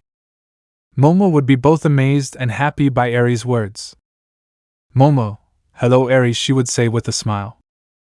At that Ida would touch Izuku's shoulder, saying, Izuku didn't know that you and Momo had already had a daughter. Izuku, don't talk nonsense, he would say with a slight blush. Izumi would just look to the side, somewhat annoyed and jealous. Izuku would see this and approach Izumi, giving her a big hug. Izumi would only be surprised and at the same time happy for that hug.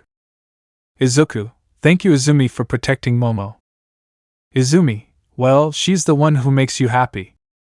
At that Aizawa would enter and everyone would sit in their places. Eri was sitting on Momo's lap, while Momo was stroking her head. It was certainly a very cute scene. Aizawa, well, today you will have 2 new teachers. Everyone would scream with excitement. Aizawa, go to the gym, you'll meet them there. Everyone would head to the gym. Momo and Eri would go hand in hand with Izuku. They both looked like a family. Aizawa would see them and just give a smile. Everyone would be in for a big surprise when they saw Izuku's teachers. Ban, well brats, as you have already been informed, we will be your new teachers. My name is Ban. Meliodas, and I am Meliodas, he said with his typical smile. In that they would see Izuku, who was walking towards them. A great tension overwhelmed the entire place. Kirishima, but what is happening? Why did the whole atmosphere become tense? Ban and Meliodas' faces were serious. Izuku would stop dead in his tracks, remaining a couple of meters away from his teachers. Momo would be a little worried, Ban and Meliodas would say. Izuku while raising their hands up. Izuku masters. They would both be clapping their hands. Ban, Izuku, how have you been? After saying that, he would give him a big blow to his stomach, making him spit blood. Izuku would quickly get up, giving Ban a strong kick in the ribs, sending him crashing against the gym wall. Meliodas, little brother, he said as he gave a huge hammer blow, brutally impacting Izuku against the ground. Izuku bro. Giving him a big kick in the chin, making Meliodas spit blood. Ban and Meliodas would quickly go against Izuku. Both of them would clash their palms and throw themselves to the ground. Izuku, if I remember correctly, out of 720 fights I won 361. Ban and Meliodas would say. You lost your mind, Izuku, we won all 361. Everyone would watch with a drop of sweat as Izuku and his new teachers played arm wrestling. Chapter 29, The Villain's Plan. The force they exerted cracked the entire gym floor. Everyone would be impressed by the strength, in which Izuku would receive a strong blow to the head. Izuku, ouch, why did you hit me, Momo? Momo, somewhat angry, would say. Stop your games. Don't they see that they are going to destroy the entire gym? Ban, Meliodas and Izuku would look as the entire floor was practically destroyed by their games. Both would say. Sorry, we got carried away. Meliodas would look at Momo and for a moment he would see Elizabeth in her. She always scolded him when he was reckless. Ban, wow, she looks calm but she's like Princess Elizabeth. Don't you think so? Captain? Meliodas, yes I know Ban. Without a doubt Izuku found a very special person. Ban, okay guys, what we're going to do is have a fight. We want to see your skills. Don't be afraid to use your quirks on us. As both the captain and I have already seen, we can recover from any extreme damage. So think of us as villains, have no mercy. Everyone would nod their heads. Meliodas, it will be all of you against the two of us. You will have to learn to work as a team. At that, Meliodas would see that behind Izuku, there was a gray-haired girl who wore a small horn on her forehead. Meliodas, brother, who is she? Izuku, she's Eri, she's my little princess. He said as he picked her up and gave her a big hug. Eri only reciprocated. Eri, Dad, he's the boy in the photo, isn't he? Ban and Meliodas. What the hell? Did Dad tell you? Meliodas would touch Izuku's shoulder saying, Wow, little brother, you should have used protection. I can't believe we've been so long without seeing each other. Ben would just look at Izuku with a few small tears in his eyes saying, That's my boy. Izuku, don't talk nonsense, he said blushing. Momo would just cover her face out of embarrassment. Izuku, it's a long story. Eri is my brother Meliodas and Ban is the closest thing I had to a father. Ben would have heard those words and would show a smile. It was the first time Izuku had told him something like that. Eri then? He is Uncle Meliodas. Meliodas would show a smile saying, Of course. Eri would show a smile and give Meliodas a hug which he would reciprocate. Meliodas would carry Eri on his shoulders and make her play a little. Izuku and Momo looked at this with happiness. Eri looked really happy. Ban, Captain, remember that we have to give classes. Meliodas, oh yes, that's true.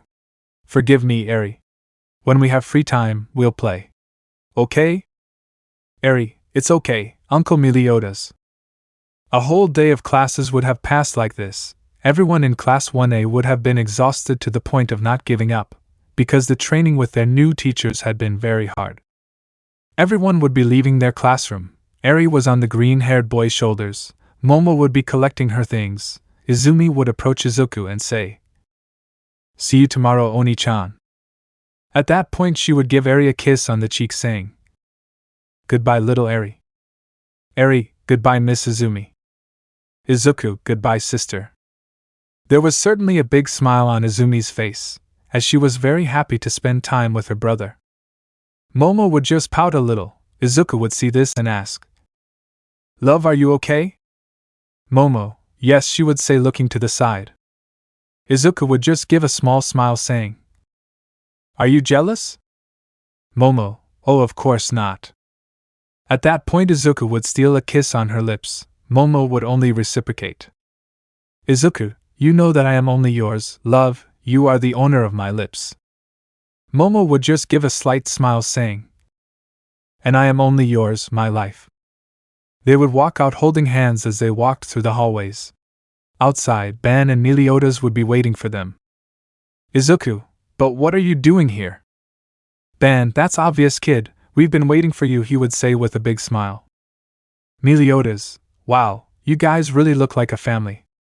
Note: Ban and Meliodas not only trained Class 1A but also the other classes, as they had been hired as teachers for all the courses. End of note. At that moment a limousine would arrive to pick up Momo. The brunette would give Izuku a kiss and say goodbye to Eri, Ban and Meliodas. "Eri, bye mom," she said, giving her a big hug. Momo would just hug her with a big smile. No doubt those words made the brunette happy. Momo would have left. Meliodas, "Well, let's go home, Izuku." Izuku, "Yes, but we have to wait for someone." Meliodas, "To whom?" That's when Shota would arrive. Izuku, "Okay, let's go, Shota." Ban, "Oh, but it's the two-tone girl." Everyone would have arrived at the Todoroki mansion. At that point they would be greeted by Endeavor, Fuyumi, and Mrs. Todoroki. Meliodas, "Little brother, what are we doing here?" Izuku, "I came to get our things, long story, I'll tell you later." Izuku would introduce Meliodas and Ban to the Todoroki family. They would give them a warm welcome. "Izuku, I'm home now, Mom," he said, hugging Mrs. Todoroki. Which would correspond to the hug. She would approach and thank Ban and Meliodas for having saved Izuku when he was little. They would have talked a bit. Izuku would have thanked Endeavor for letting him stay at his house. "Endeavor, Izuku, this will always be your home, you can come whenever you want." Fuyumi would only say goodbye to Izuku with her head down and a fake smile. Izuku would have noticed Fuyumi had gone to her room. "Mrs. Todoroki, please come visit me and bring little Eri." "Eri, I will always come to see you, Grandma," he said, giving her a big hug. After that Izuku and the others would have arrived at their house. "Izuku, now we are at home, Eri." Ban, "Okay, I'll make dinner." Izuku, "I'll finally be able to try the delicious food you make." Meliodas would be playing with Eri. The little girl was having a lot of fun with her new family. Meanwhile, in a room where there were several screens, Kurojairi would be saying, "Master, we have already put young Shigaraki in the recovery capsule." Half of a face was shown on the screen, as the other half was covered by darkness. The subject behind the screen would say, "I can't believe that my greatest creation has been defeated like nothing, and from what you told me, Kurojairi, I see that things have gotten quite interesting." "So you said that kid was a demon, right?" Kurojairi, "Yes, my lord, that time behind him I saw the spitting image of a demon. He slaughtered all of us who had gathered there without mercy, and he also brutally beat young Shigaraki, almost missing us alive. Those minutes were bucking hell." The man on the screen would just say, "This will be fun, and that young man is like aspiring to be a hero. From the description you gave me, it is undoubtedly him. I can't be wrong. In a few weeks the UA Sports Festival will take place. On that day everyone will fear my name again. The heroes will fall. They will know their own places. For nothing my name is all for one," he said with a macabre smile. "But first we'll torture that boy. I'll ask our doctor to speed up the creation of our Nomus army, while they'll be busy stopping a demon. We'll finish them all off. Heroes are unnecessary trash. I'll soon be fully recovered.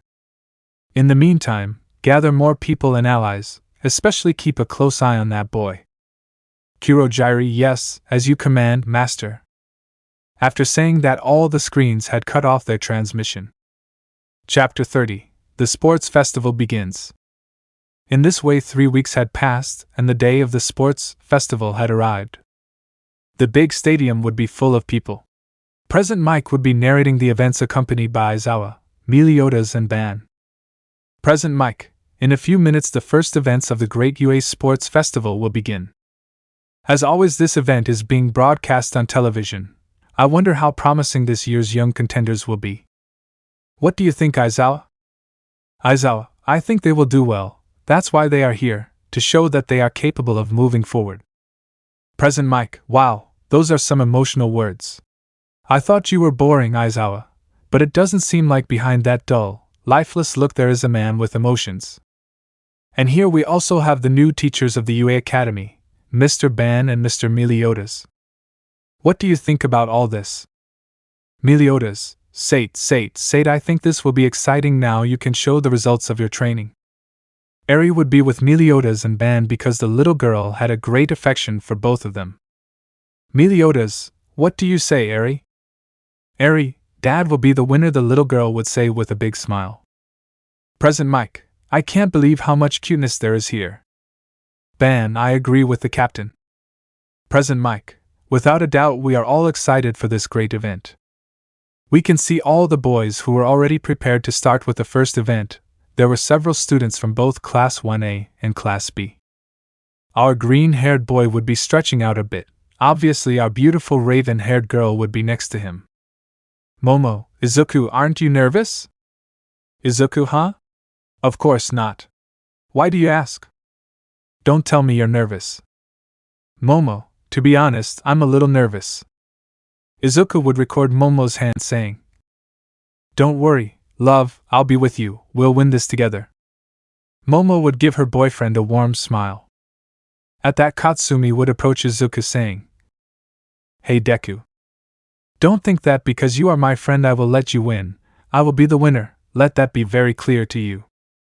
Izuku, whatever you say, Kaken, he would say with a challenging smile. Izumi, may the best Oni-chan win. Izuku, likewise, sister. Everyone would be ready to start. In one part of the stands there would be the big three. We can see a very excited sky blue film. Mirio, wow, Nijire, I've never seen you so excited. Nijire, I'm just happy that during these weeks I haven't been able to see Izuku, since we were very tired from training with the new teachers. Mirio, you're right, but you're not going to say that the training wasn't amazing. Thanks to the new teachers I was able to handle my quirk in a different way, plus I have new special techniques. Nijire, sure the training was fabulous, but I still wanted to see my Izuku-kun. Mirio, wow, you really are very much in love. Nijire would only have a slight blush on her face. Tamaki, it's about to start. Present Mike, let the first event begin.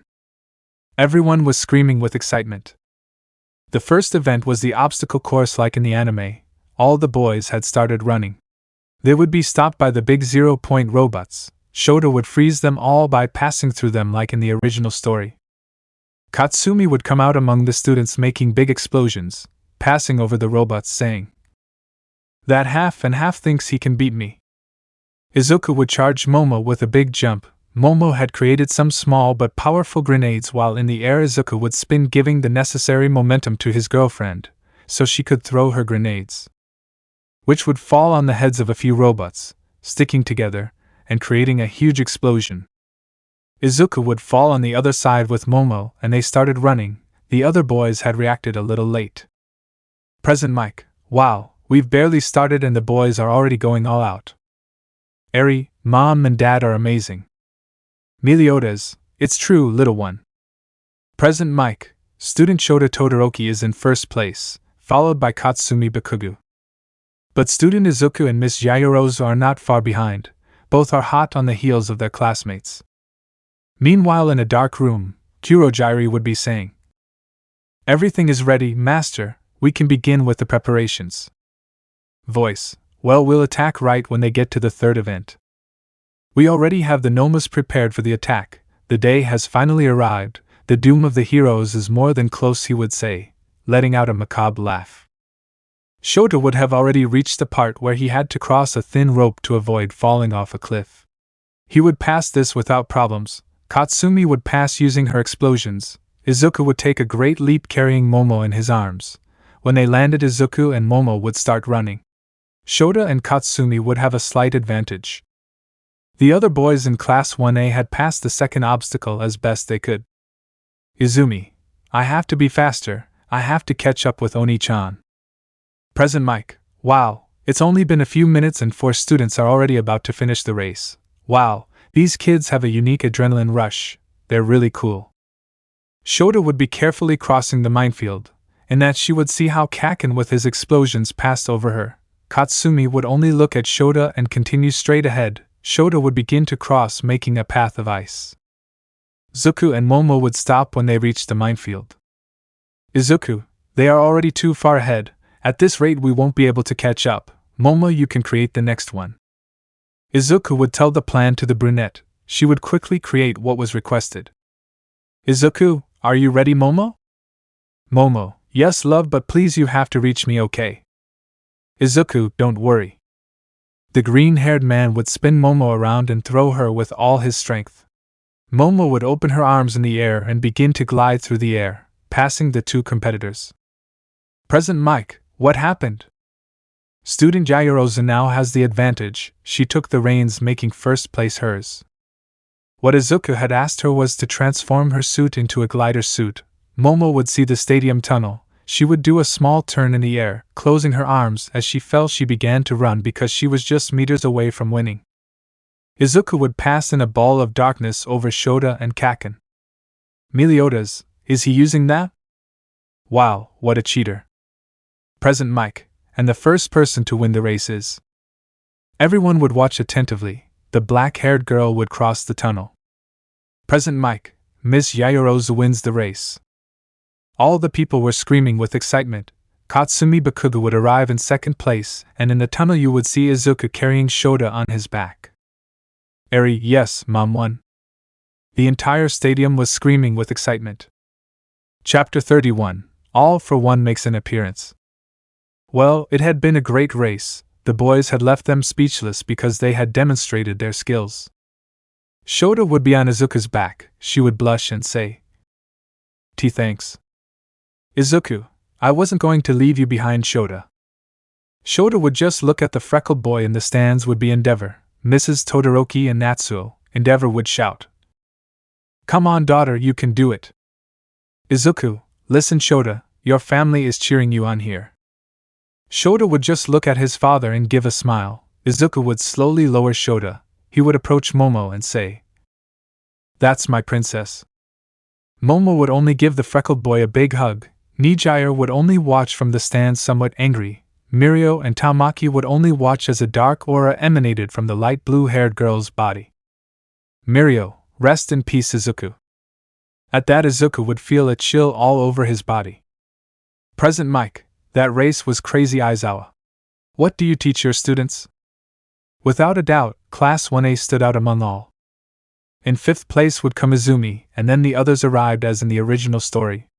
Everything would happen as in the original story. Midnight would explain how the second event would be, leaving Momo as the target of everyone by carrying the ribbon with the most points. Midnight, you now have 5 minutes to assemble your cavalry equipment.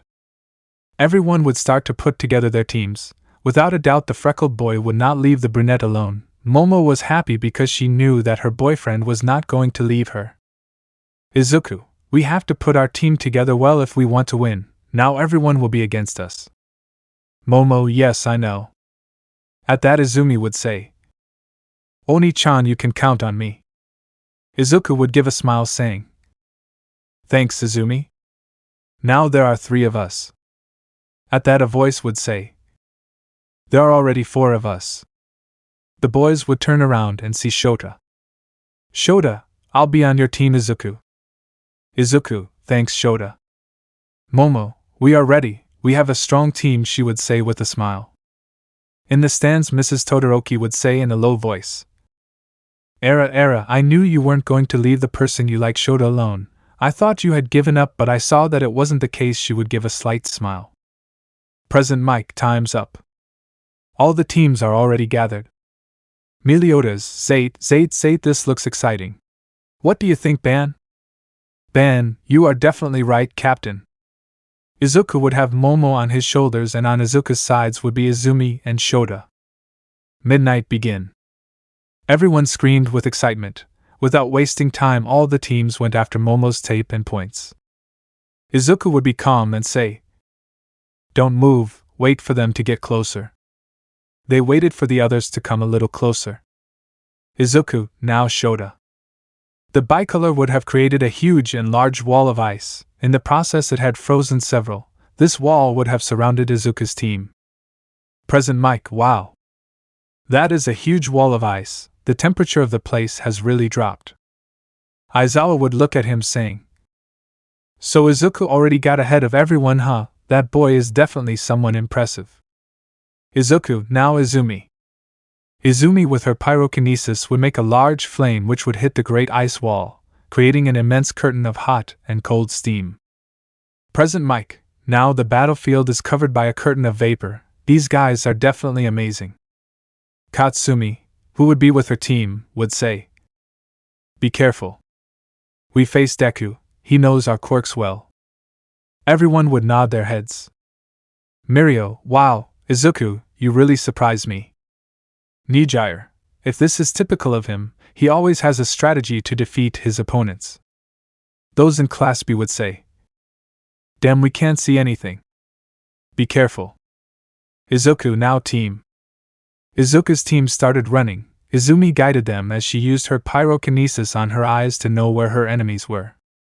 The jet had created about 6 green spheres. Izuku, what's that for, Momo? Momo, you'll see. At that, Izumi would say, Careful, Oni-chan. Izuku, hold on to me. The girls had held on tight to the freckled boy, who would just make a big jump, dodging some powerful waves from Jairu. The steam had disappeared. Izuku would be in the air with his companions. All his opponents would look at Izuku and they would be about to act, in which Momo would throw the 6 spheres towards the others while shouting, Now Izumi. The green-haired girl would have launched a small fireball, which had hit one of the spheres that Momo had created, which were scattered all over the place. Upon contact, they had dispersed a chemical compound in the form of gas, and upon contact with one of the spheres it would cause a chain reaction. Momo would quietly say, Don't breathe. They would nod their heads. This attack had taken the other competitors by surprise who had inhaled said gas. Upon inhaling said gas they would fall unconscious to the ground. In just a matter of seconds the entire field had been covered by that gas, which only lasted 10 seconds and then dissipated. Present Mike, what happened? All the students fell unconscious to the ground. Shota would make a pill to descend and cushion the fall. Izuku, thanks Shota. Since everyone was unconscious, they just had to take the ribbons with their opponent's points. Midnight, Momo Yayorosa's team wins the second match. People were just excited. Aizawa, wow, Yayorosa made good use of her quirk. Without a doubt teamwork was essential in this test. Present Mike, well, now we will proceed to a break time, to prepare the arena for the last event of this sports festival. All the boys would be in the break rooms. Izuku would be with his team. Izuku, good move, Momom. Momo, thank you. Shota, now that was a clever move, knocking out your opponents without expending so much energy. Izumi, Oni-chan, do you have any idea what the last event might be about? Izuku, I don't know, but I have a bad feeling. All the boys would hear Present Mick's voice saying, All students come out to inform them about the third event. Everyone would leave. Midnight, third event will be one-on-one fights. The first fight will be between Izuku from Class 1A versus Shinso from Class B. Please both students enter the fighting platform. Both boys would be on the platform. Present Mike, are you ready? Then I ate. He couldn't finish speaking when he saw how on the fighting platform, a black portal with light purple tones would open. The boys from Class 1A would recognize that portal. Momo, who would be in the stands, would say, It can't be that portal, it's. From this portal several Nomas would come out. People just looked terrified. All Might and Nizu, who were in the cabin with Present Mike, would say, It can't be that's. The boys of Class A looked at this with terror, because they had witnessed with their own eyes the brutality of those beasts. There were approximately 30 to 40 Nomas, but these were different. Some were of different shapes.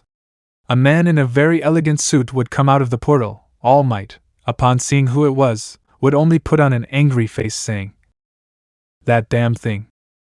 The subject would have a black mask covering his face and would say, It's a pleasure to meet you, Izuku, or should I say. Chapter 32, The Beginning of the End, The Awakening of a Demon. Izuku Midorya or Deku.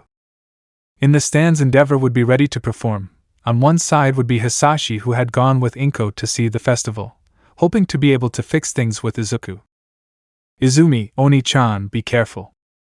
At that point, All Might would fall on the platform. With an angry face, he would be about to hit All for One, but he would raise his hand saying, "Please, All Might, that is not the way to treat a guest. If you try to do something, I will tell my nomas to kill everyone present. My student Shigaraki should have already told your boys that my nomas were specially made to defeat you at 100%.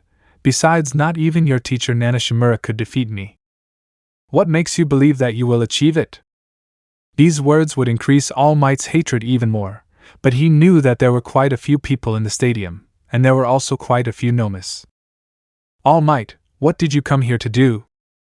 "All for One, that's a good question. First things first, I came for my most precious creation." "Izuku, your creation? What the hell are you talking about?" "All for One, yes, my creation." He would point to Izumi saying, "Come with me." Everyone would be surprised by those words. "Hisashi, what the hell are you saying?" "Izumi is my daughter, you're not taking her anywhere." "Izuku, I'm not going to let you touch my sister." "All for One, wow, you still think she's your sister, so answer me the following question. Have you ever seen a photo of you and her when you were just babies?" "Izuku, I." "All for One, or have you, Izumi, ever seen a photo like that?" "Izuku, I don't, but I'm sure there are." "All for One, of course not, my girl, you are my creation." "All Might, what do you want to achieve with all this?" "All for One, I only came for what is mine, and I also came to tell the truth." Well, it seems that everyone believed a lie this whole time. He would start laughing in a macabre way. "Izuku, what do you mean, talk?" "All for One, Izumi is my creation. She is the first human created genetically, not to say artificially. She was my greatest creation. My quirk not only allows me to steal other quirks, but I can also combine them and give them to others people.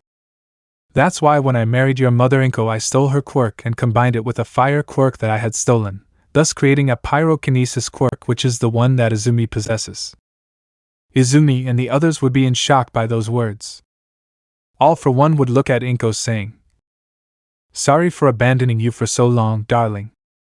He would take off his mask, revealing his disfigured face, saying, "But as you'll see, I'm not the same as before. Hisashi, don't you dare talk to my wife." "All for One, shut up, you cheap copy. In other words, you are a lab rat." "All Might, what do you mean by copy?" "All for One, Hisashi Midorya is the old version of me. He's a copy of me, before you disfigured my face. Don't you remember?" At that, All Might would remember what All for One's face looked like before. He would take a step back. "All for One, looks like you remembered me now." "Izuku, then. Are you?" "All for One, exactly, I am your father." "Izuku, the only father I have is Ban." "All for One, sorry to put you through all this, but it was necessary. Only through pain a quirk manifests, or at least yours. The reason why my copy and your mother don't remember me is easy. I altered their memories. When I had finally finished creating Izumi with my doctor, I went to your house and easily altered their memories. Obviously, the memories of Izumi's birth are false. She is not your daughter, she is just my creation." Izumi would have tears in her eyes and would say, "No, it can't be true. All for One, I know the truth hurts, my girl, but life is hard." This one would begin to approach Izumi, in which Hisashi would try to attack him, but All for One turned his arm into a kind of tentacle with thorns and mercilessly pierced Hisashi's body. Everyone watched the scene in horror. "All for One, you are of no use to me anymore." He would wrap his arm around Hisashi and squeeze him with great force, causing the thorns he had to pierce him completely. Everyone would watch in amazement as Hisashi began to turn into some sort of mud. "All for One, see, I told you, he was just a clone. The real Hisashi is me, but I prefer you to call me All for One." Meliodas would cover Aries' eyes with his hand so that the little girl would not witness the scene. The big three in the stands watched this in amazement. All the heroes who were there were prepared to attack. Izumi couldn't believe how everything she had experienced was a lie. Inko, no, this can't be true. All Might couldn't believe what he was seeing before his eyes. Then a kind of black liquid would begin to come out of Izumi's mouth, which would cover her entire body. Izumi would appear in front of All for One, and he would grab her. Izuku was about to attack, but All for One said, "Calm down, son, nothing bad will happen to her. I would never harm my own creation." "Izuku, you have no right to call me son and let go of my sister." "All for One, all this time the heroes were making things easy for me." All Might would clench his fists in rage. Izumi would have tears falling from her eyes. The people in the stands were terrified. At that, All for One would say, "But I have to say that I came not only for Izumi but for her as well." In that case, the same liquid would come out of Eri's mouth, and in the same way the little girl would appear together with All for One. Meliodas would shout, saying, "That bastard has Eri." Izuku, seeing that All for One had his little princess, the freckled boy's eyes opened wide. Momo from the stands would say, "No, Eri." Izuku's eyes slowly began to turn black from the darkness. All for One would just give a smile, saying, "By the way, All Might, I'm not the one you'll have to stop. I'll leave here while you guys fight a demon." He would cross through the portal, taking Eri and Izumi with him.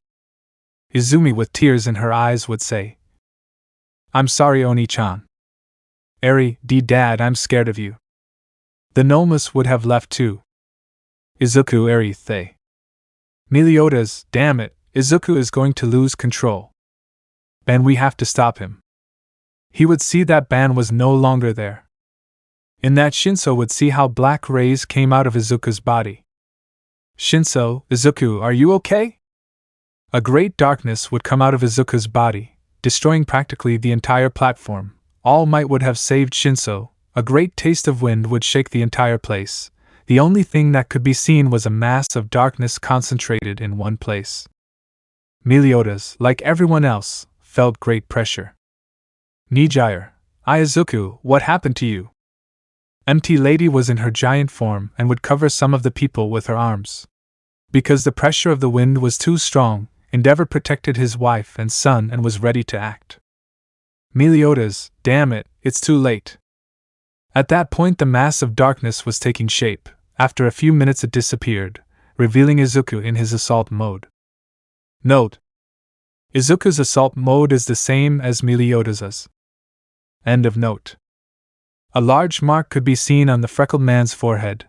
His hair would turn black. Much of Izuku's torso was exposed. Darkness covered his body. The freckled man's eyes were covered by pure darkness. Everyone felt great fear, because Izuku's gaze was one that emanated bloodlust. At that moment All Might understood All for One's words. All the heroes would jump to where the platform was before. This was to stop Izuku. Izuku had a cold look. Some heroes and spectators couldn't move because of the same fear. The students of Class 1A had already witnessed those black eyes of Izuku before, so they would all be quite afraid. Nijire, that's not my Izuku. Mirio would put on a serious face saying, "What happened to him?" Meliodas would fall in the place on his forehead, where his demonic mark was. In his hand he had lost vein. Meliodas, brother, can you still hear me? You have to control yourself. Izuku wouldn't give any answer. Meliodas, I want you to get everyone out of this place, if you don't want to see a pile of corpses piling up. The heroes would start taking people out. Empty Ladia would try to catch Izuku with her giant hand. Meliodas, no. Don't get close to him. Izuku disappeared at great speed. He would appear in front of Empty Lady's face and give her a strong kick in the face, causing the heroine to fly a couple of meters. Being in her gigantic form, she would fall outside the stadium, creating quite a bit of damage. There was a lot of blood on her face, especially around her mouth. Izuku had left the stadium after Empty Lady. Meliodas, quickly, let's go get Izuku. Some had just reacted to what was happening, as the freckled man's speed was quite fast. Nijire and the Big Three had seen this with astonishment and fear, as they had never seen Izuku act that way. Everyone went after Izuku. They saw in terror how Empty Lady had returned to her normal form. Izuku with his right leg in the form of claws would be pressing her head against the ground. The heroine only screamed in pain. Her screams could be heard everywhere. Izuku, what happened? Is that all you have? Don't get in my way, I have to go get Eri, so don't waste my time. With a strong kick, Izuku would fly out and crash into a building. Since the fight was taking place in the city, Izuku would come out of the rubble and see a girl with a well-worked body. She had rabbit ears. It was Mirko who had a defiant smile. Mirko, now you will face me. Izuku would only give a sadistic smile. A small hole of darkness would form in Izuku's chest from which his sacred treasure would emerge. Izuku, you better get out of my way, otherwise you'll be cut into 1,000 pieces. Those words had sent a terrible chill down the spine of the bunny-eared heroine. In that Meliodas along with Endeavor, Aizawa and several other heroes would be behind Mirko. Endeavor, Izuku, you have to react, we don't want anyone to get hurt. Izuku in a great flash would be in front of Mirko. Izuku had his sword on the rabbit's neck. Izuku, are you deaf? I told you to stay out of my way. Mirko's body did not react. Chapter 33, Two Demons Face to Face. Izuku, are you deaf? I told you to stay out of my way. As far as I know, your ears have an overdeveloped sense of hearing, so it's impossible that you didn't hear me, right? Mirko's body did not react. A great shiver ran through every inch of his body. Mirko in his thoughts would say, why can't I move? Am I afraid? No, that can't be possible. I'm a top 10 hero. I can't afford to be afraid. Izuku, what happened? A moment ago you had a smug look and now you are a scared rabbit. Your gaze reflects fear as if you were looking at death itself. Isn't that right, rabbit? I don't have time to play predator and prey, so we can leave that for another day. In a quick movement he would grab her by the face and brutally impact her against the ground, destroying part of the pavement. Meliodas would quickly attack Izuku by kicking him, but Izuku had narrowly dodged it. Meliodas would spin in the air and hit him with an axe kick. Izuku would cover himself by putting his hands in an X shape. In that he would fly out crashing into a building, since a fireball from Endeavor would have hit him full on. Endeavor, that will slow him down a bit. Mirko, are you okay? Mirko was spitting up a lot of blood. The state he was in was serious. Because Izuku's strength was brutal, Mirko had never felt or faced someone of that magnitude. Meliodas, listen to me well, Endeavor. We must attack with everything we have. Do not be afraid to hurt him. We must knock him unconscious. It is the only way for him to return to normal. Otherwise both your life and the rest will be in danger. Endeavor understood. Endeavor was quickly removed from the place. Meliodas had pushed him and was pierced by Izuku's sword. The entire sword would be embedded in the blonde's abdomen, which would only spit out a lot of blood. All of this happened at a very fast pace. Endeavor could barely see what was happening. The rest of us watched in amazement as the scene was quite impressive. Meliodas' sister. Brother, you have to react, damn it. Anger consumed you completely. A purple fire would come out of Izuku's sword with quite a bit of pressure. Meliodas would be sent flying a couple of meters and would fall to the ground with quite a bit of blood on his abdomen, while blood was spilling from his mouth. Endeavor in his thoughts would say, he is very fast, his speed is not the same as before. He would open his eyes wide when he heard a voice behind him. Izuku, don't think that I have forgotten about you. Now I will show you what a real fire is, since your flames are barely enough to warm up hero. Those words made Endeavor's skin crawl, and he turned around, meeting those cold, dark eyes. Izuku was about to attack when an ice pillar hit him quite hard, impacting him against a building and leaving him immobile. Shota, Dad, are you okay? Endeavor, yes, daughter, thank you. We have to be careful, that's not Izuku anymore. All of Izuku's companions arrived at the place. Aizawa, we have to evacuate this part of the city. If we fight here, people could get hurt, he said as he floated his bandages looking where Izuku was. Aizawa, Ida, take care of that. Those who can help with the evacuation, do it quickly. The big three were helping to get people out of the stadium, those who were left there. All Might and Present Mike were helping as well, but what they didn't know was that on the other side of the city several Nomus were causing havoc everywhere. several professional heroes were fighting against the Nomus. Momo, I will stay and help, teacher. Aizawa, no Momo, with your quirk you won't be able to give much help. Izuku has a speed that won't give you time to create anything. You help the rest of your teammates stay away from him as much as possible. Momo, it's okay. The boys began to separate in different directions. Katsumi and Shota had stayed to face Izuku despite their teacher's warning. The ice pillars had completely shattered. Everyone had gone on alert. Shota would ignite his fire side to the maximum point, the same way as Endeavor. At that point, behind Aizawa a great darkness appeared. Everyone turned around and saw how where Meliodas was before there was a great mass of darkness. From this a great taste of wind would come out, whipping the entire place. But Izuku's voice made them look back forward. Izuku just took a deep breath, saying, I won't say it again. If you value your life you better get out of my way. He said while wielding his sacred treasure. At those words they got into an attack pose. Izuku just closed his eyes, saying, so be it. He launched himself at great speed towards the heroes, but was intercepted by a mass of darkness that placed itself in front of him, spinning at great speed. Everyone saw how several deep cuts appeared on Izuku's body. The freckled man fell to the ground. That darkness fell to one side of him and gave him a powerful kick, sending him into some rubble. The darkness slowly dispersed, revealing Meliodas, who was in the same position as Izuku. Meliodas had gone into his assault mode. The mere presence of this one imposed great terror. His eyes were consumed by the same darkness. Meliodas with a cold voice would say, get out of here everyone, otherwise Izuku will kill you, or in the worst case I will kill you. Take the rabbit and the giant girl, they are seriously injured. I will take care of Izuku, you will not be able to fight him. Aizawa, not even with your quirk erasure will you be able to stop him, since he is a demon right now. Neither Endeavor's fire, nor the ice, nor the explosions, none of that will harm Izuku. Go help the others. At that Izuku emerged from the rubble of the building, landing heavily on the ground, the impact destroying the pavement completely. Meliodas would stand face to face with Izuku. Both had that cold look that imposed fear. In a quick movement, Meliodas would hold Izuku's right arm in his left hand.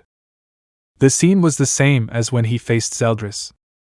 Everyone watched this in astonishment, but heeded Meliodas' warning and let him handle the situation. After all, he was right, they were no match for the situation that was happening. Shota would see Izuku for the last time. She would see how he was no longer the Izuku she knew.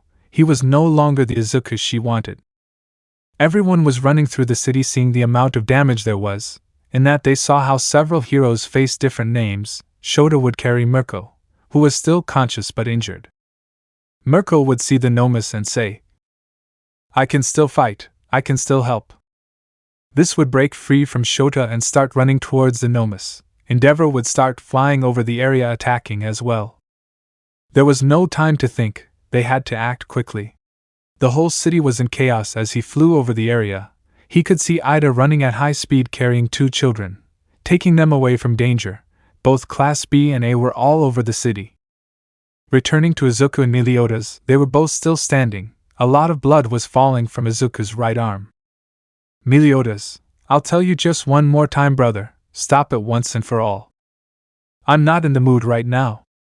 Izuku just gave a slight smile, saying, well, I'm not in the mood right now either, bro, so just give me back my arm and let me go get Eri. Meliodas, you have to calm down first. You are consumed by anger, you are unstable and you know it. Izuku, I see, then that means that if I want to go for Eri and Izumi, I have to take care of you first. It's a shame I didn't want to do it, but I have no other choice.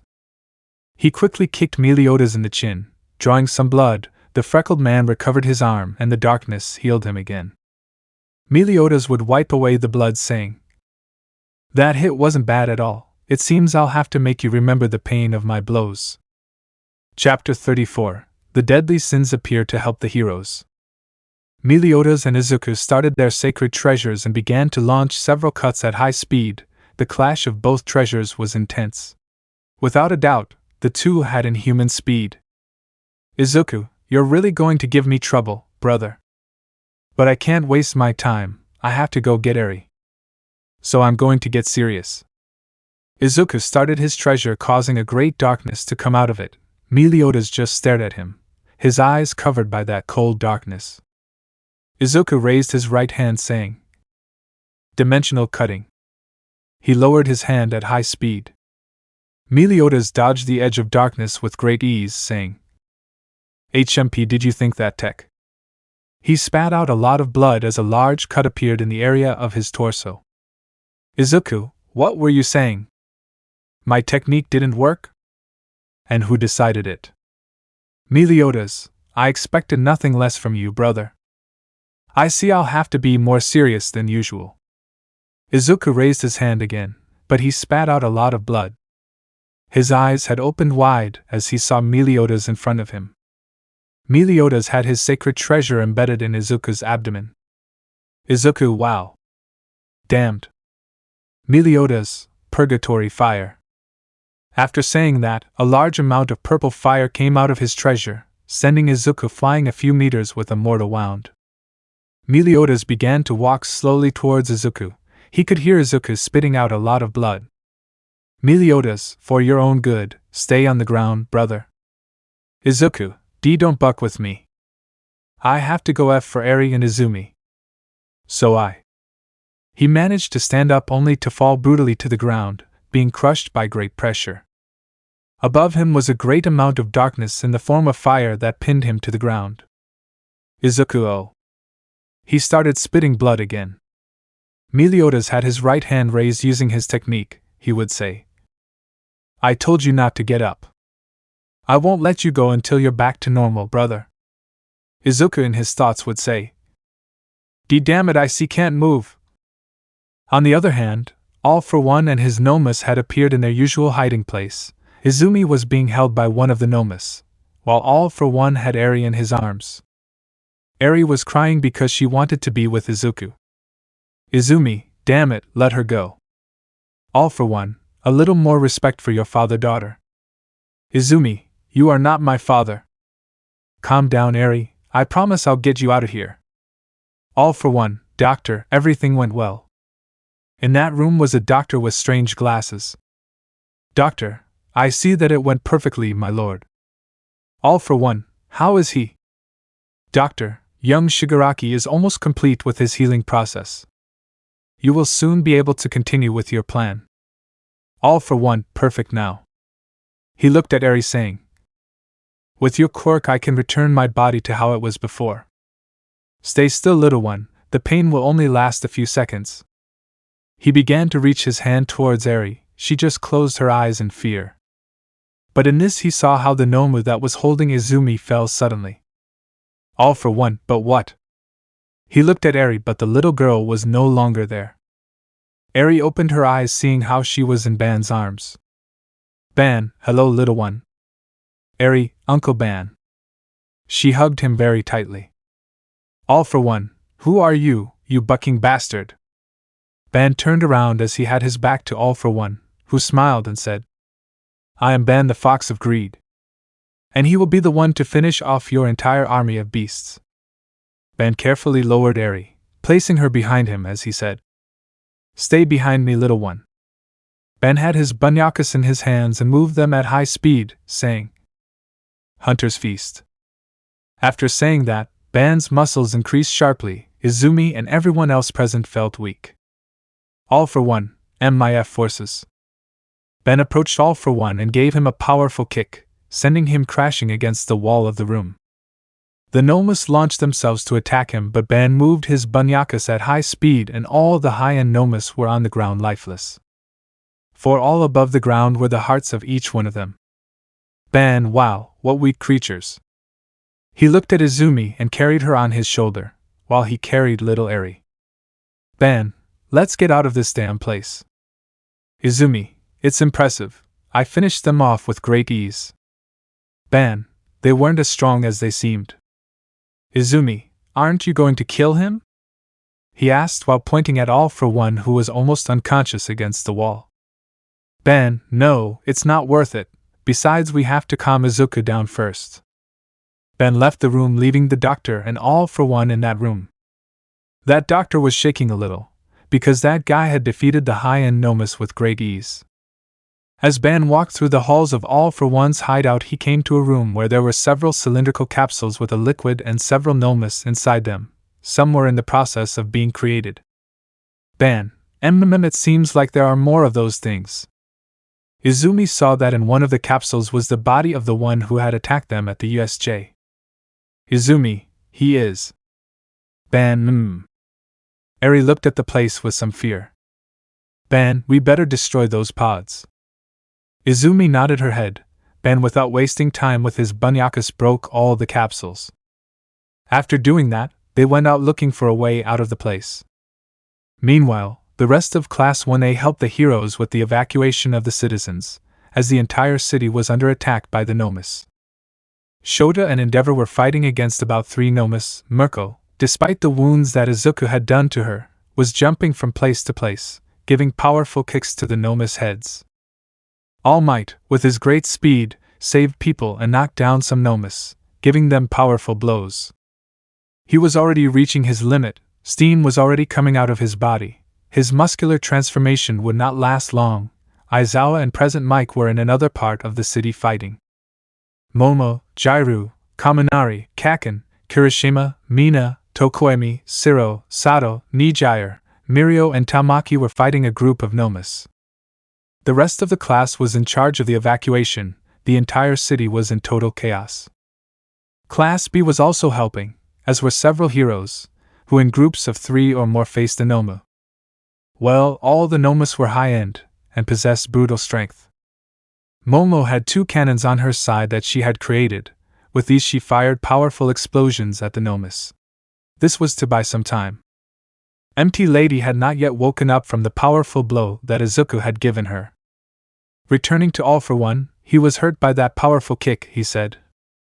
Doctor, it's time to wake him up. The doctor trembled with fear upon hearing those words. All for One, take me to him, I'll tell him to attack the city. The doctor helped him up and took him to where the most powerful ally he had was. Returning to Izuku and Meliodas, he continued to subdue Izuku, who tried to get up, but every time he tried the pressure was stronger on his body. Meliodas had his cold gaze as he looked at Izuku. Izuku slowly began to close his eyes, and as he was about to do so, the image of Eri crying before being captured by All for One passed through his mind. This caused a powerful explosion of anger throughout his being. The demonic mark on his forehead began to grow larger, covering his entire face. Red rays came out of his body. Meliodas, seeing this, knew what was going to happen. Meliodas, don't do it, brother. Meanwhile, in a small forest near the house where Izuku lived with Ban and Meliodas, a portal opened, revealing 5 people coming out of it. The voice of a raven-haired woman with short hair and somewhat revealing clothing would say, "So this is the world that Captain and Ban have been to." This one and the others opened their eyes wide when they felt 2 demonic presences. Another girl's voice would say, "Merlin, this presence is the captain's." "Merlin, he can't be the captain. We must go immediately." This generated a small click, teleporting them as close to the place as possible. They appeared in the center of the city. Great was his surprise when he saw the chaos and destruction there. They would see how various beasts attacked people. "Merlin, something must be done." Everyone nodded their heads. Then they saw in the distance a large giant beast coming to destroy several trees in a forest. It was a matter of seconds before whatever caused it was in the city. Diane, Merlin. The brown-haired girl began to run towards that beast. All Might, whom he could see from afar, recognized that it was Gigantomachia who was running, since it was going to be very difficult to stop him. Those in Class A were paralyzed when they saw it, as it was already collapsing the outskirts of the city, several buildings falling as if nothing had happened. "Momo, what is that thing?" "Mina, we won't be able to stop him." They saw a brunette running past them with a wooden hammer, or so it seemed. Merlin made a small snap, causing Diane's height to suddenly increase. Her clothes were torn in the process, but in seconds she had other clothes. Mineta couldn't help but bleed from his nose when he saw her. Diane in her giant form with her sacred treasure hit Gigantomachia in the chin, lifting him into the air, sending him several meters back. Everyone could not believe what they were seeing. Because of that carelessness, two Nimbus attacked Momo's group, but before they could touch them, a voice said, "Perfect cube." A purple cube protected Momo and the others. They were surprised. The Nomus beat him but couldn't even scratch him. Merlin appeared above the cube saying, "No matter how much they hit it, they will never be able to break it." One of the Nomus lunged to strike Merlin, but his fist was stopped by a palm. "Escaner, anyone who dares lay a hand on my lady will have to deal with me." Class A saw a man with a mustache. His muscles were colossal. He carried a lion on his back, and a one-handed axe on his right arm. Escaner raised his axe upward from the ground, cutting the Nomu in half, which was split and burned in flames. Escaner, "Wow, I thought it would be stronger." Momo, who are you guys? Merlin, I am Merlin, the sin of gluttony. Escaner, I am the one who rises above all roots. I belong to the 7 deadly sins. I am the lion of pride, but you can call me your majesty, Escaner. Meanwhile, with All Might and the others, they saw a boy with light hair and strange clothing floating in the air. He had a pillow with him. King, Holy Spear, Chasteful fourth form. Sunflower. Everyone watched as a large sunflower began to emerge from the ground and unleashed a powerful attack that eliminated several Nomus in a matter of seconds. Fortunately for everyone, the area had been quickly cleared thanks to Ida, so there was no problem with all the destruction of the place. A large smokescreen had been created by King's attack, and he stared intently at the smokescreen. Aizawa, that kid eliminated them with such ease. From the curtain of dust emerged a name heading towards King, who snapped his fingers as he said, "Holy Lance Chasteful, increase." Everyone saw how several knives appeared in a massive quantity. These pierced the body of the gnome, killing it in a matter of seconds. King was about to say something when in the area where Meliodas and Izuku were, a large mass of darkness was seen that rose to the sky and covered part of the city, creating a large explosion. Everyone took cover from the immense gust of wind that hit the entire city. Merlin, Escaner. Escaner, understood, my lady. He made a great leap, speeding towards where Meliodas and Izuku were. Where Meliodas and Izuku were, there was a huge crater due to the destruction of the green-haired man. Meliodas had several wounds, but he healed with his darkness. Izuku was no longer in his assault mode. He now had his torso exposed. His legs were covered by darkness. His forearms were the same way. The mark on his forehead was now all over his chest, and 2 black wings emerged from his back. Izuku had his head down and said, "Eri, I'll go get you." Meliodas, this is. There is no doubt, the darkness in it is out of control. I must stop it before it is too late. Otherwise your body won't be able to handle it. He was about to walk towards Izuku when Escaner fell, landing between them both. Meliodas looked seriously at Escaner.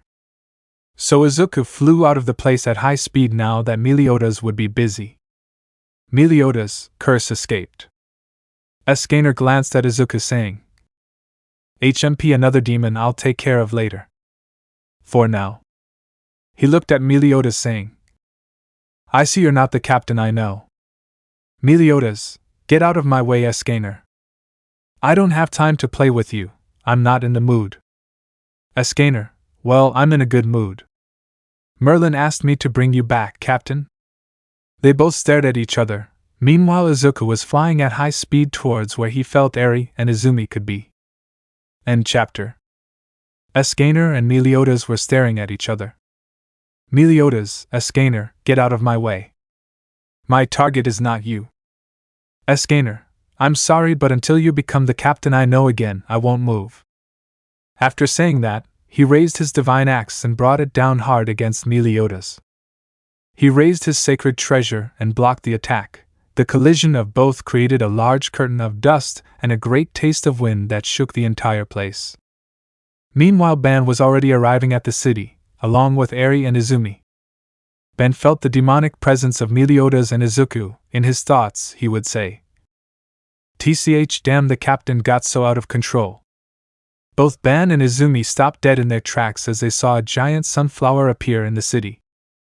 Ben gave a slight smile saying, "That attack is from Izumi saw a dark brown-haired giant and was surprised, saying, "Who is she?" "Ban, don't worry girl, reinforcements came to help us. If everyone is here it means that the only one who can stop the captain also came." Izumi and Eri looked at Ban somewhat confused. "Eri, Uncle Ban, Dad, it'll be okay, right?" "Ban, don't worry honey, he'll be fine, you already know how strong he is." Ben gave her a smile, calming her down a bit. In his thoughts he would say, "He is definitely someone strong, and that is the worst part of all this. With the captain out of control things will depend on us gainer." They continued walking to reach the city. Meanwhile, the freckled man was flying at high speed, completely blinded by anger and demonic darkness. At that he stopped in the air and grabbed his head, starting to scream while the darkness from his body began to come out in a massive and uncontrolled way. A helicopter was close to the area, filming the whole situation. Fuyumi was preparing her things to go on a trip while watching the news. They focused on the freckled boy, and when they saw him, what he had in his hands fell to the ground. This one with some tears would say, "Izuku." Without thinking twice, she ran out to help him. Shota and Endeavor, while fighting, saw something in the freckled boy. Shota, seeing the person he liked suffer like that, without thinking about it, created a path of ice to reach him. Merlin deactivated the perfect cube, letting Momo out, who without thinking ran to help her boyfriend. King, seeing Izuku, would say, "A demon, I must stop." He stood paralyzed as he watched Izuku turn his gaze from where he was, staring at her intently. King could feel the anger Izuku had. Gao watched all this from a building, saying, "He is definitely the same as Captain Meliodas." Nijire was attacking several gnome when she heard the green-haired man's screams. Seeing him, she felt her heart hurt seeing him suffer like that. Without thinking, she flew away to reach him. The darkness coming out of the green-haired man's body stuck to the ground, leaving him floating in the air while his arms turned into enormous claws of darkness. Her demonic wings grew larger. Izuku Eri. He received a blow from a wave on his back and turned around, seeing a certain light blue girl who, with tears in her eyes, would say, "Izuku, please go back to being the Izuku that I like so much. No. I don't want to hurt you," she said as she began to charge her waves at maximum power to hit him, but her arms were shaking. She didn't want to hurt him. Izuku raised his right claw to strike her, receiving a patent flare of fire on his back. He turned his head and saw that on the ground there was a certain bicolor that was breathing heavily. "Shota, I'll bring you back, Izuku. I want to protect the person I love." The bicolor screamed with tears in her eyes. Izuku began to descend until he leaned down to stare at Shota. "Izuku Eri." "Shota, no, I'm not air." The bicolor fell to the side. Fuyumi had saved her from being cut by the freckled man's left claw. "Fuyumi, Izuku, listen to me, please don't do this. My sister doesn't want to hurt you, nobody wants to do that, please." "Izuku, wow. Yumi," he said as some tears fell from his black eyes. They all saw and opened their eyes wide. Izuku grabbed his head again but felt warm arms wrap around his back. Momo was a little hurt, but she still said, "Honey, you have to come back, please," she said through tears. Izuku began to move aggressively, but Momo still didn't let go of him, and told him, "You have to come back to be with me and Eri." At that name the green-haired man stopped dead. He gave a scream, expelling a great darkness from his body. Momo, at that action, let go of the green-haired man. Nijire caught her, saying, "I got you." From the green-haired man's back came whips made of pure darkness, and they began to whip the entire area violently. Momo and the others could barely dodge those attacks. One of the whips was about to hit Fuyumi when a certain sin fell in front of her, and with her bunyaku she began to hit all those whips with a big smile, saying, "I arrived on time. I'm sorry, Izuku, but you have to react." He gave him a powerful blow to the face with his banyaku. "Ban, get to safety." Izuku spat out some blood and looked up to see a certain green-haired girl above him who was about to hit him. Izuku stopped her with both of his hands, saying, "Izumi. Izumi, Oni-chan, wake up, stop everything is." The green-haired girl was sent flying against the wall of a building, and upon impact she spat out a lot of blood. Ban, Hunter's Feast. The green-haired man leaned in a little at the power Ban was stealing from him. Ban was a little muscular, he would say. You certainly have the same power as the captain. After saying that, he gave him a powerful kick in the face. Izuku recovered and gave him a powerful blow to the face, drawing blood from Ban. Ban, this is fun. Both began to give each other powerful blows. Ban regenerated with his immortality, and Izuku healed with his darkness, so neither had an advantage over the other. In which they were peeling, a certain albino walked by calmly, putting herself between Ban and Izuku. The green-haired man stopped when he saw the person in front of his eyes. Shota and Fuyumi would say, Mom. Rei had a serious look and slapped Izuku, saying, That's enough, they are. Everyone's eyes widened at what he did. Tears were falling down her mother's cheeks. Rei, enough, don't you see all the damage you're causing? You're hurting the people who love you. You're making Eri cry. She pointed to a place where the little girl was hiding, with tears falling from her eyes when she saw her father like that. Rei, come here, darling. The little girl approached her. Rei picked her up in his arms, saying, Eri is safe and sound, but if you keep doing everything this way you will hurt her. That's what you want. Everyone saw how the green-haired boy was crying. Eri, Dad. The little girl reached out her hand to touch the freckled boy. Izuku extended his left claw, lovingly taking Eri's hand. Eri rushed to give him a hug, saying, Stop, Dad. Momo, Eri. Ben looked at this seriously. Rei gave him a big hug, saying, Please be my son again, Izuku. Eri and I want to see the Izuku we want, not the demon you are now. Izuku, Mom. Inside the green-haired man's mind, one could see an image of the freckled man's emotions converted into an image of the green-haired man. He was surrounded by great darkness, a darkness that slowly faded away as all the beautiful memories he had made with his loved ones passed through his mind. The last memory was of Eri telling him, I love you, Dad. Outside, everyone saw how the darkness and the freckled mark disappeared. Ben just gave a slight smile, saying, It seems they did it. Izuku returned to his assault mode with the difference that he did not have the demonic mark on his forehead, and that his eyes were emerald. Izuku reciprocated the hug, saying, I'm sorry. The green-haired boy burst into tears, saying, I was afraid of losing Eri without her. Eri, Dad, I will always be with you. Momo and the other girls joined the hug, saying, At last you are our Izuku. The moment was a warm and tender one. They all separated from him. Ban approached Izuku, saying, I'm glad you're back, Izuku. Izuku, thank you. I'm so sorry if I hurt any of you girls. I see that the situation is all my fault. Tell me how many areas are being attacked by the Nomus. Mijire gave him detailed directions to the places. Izuku wielded his sacred treasure, saying, I'll finish this. Ban, now it's time for you to show your true quirk to everyone. At those words, everyone opened their eyes wide upon hearing that.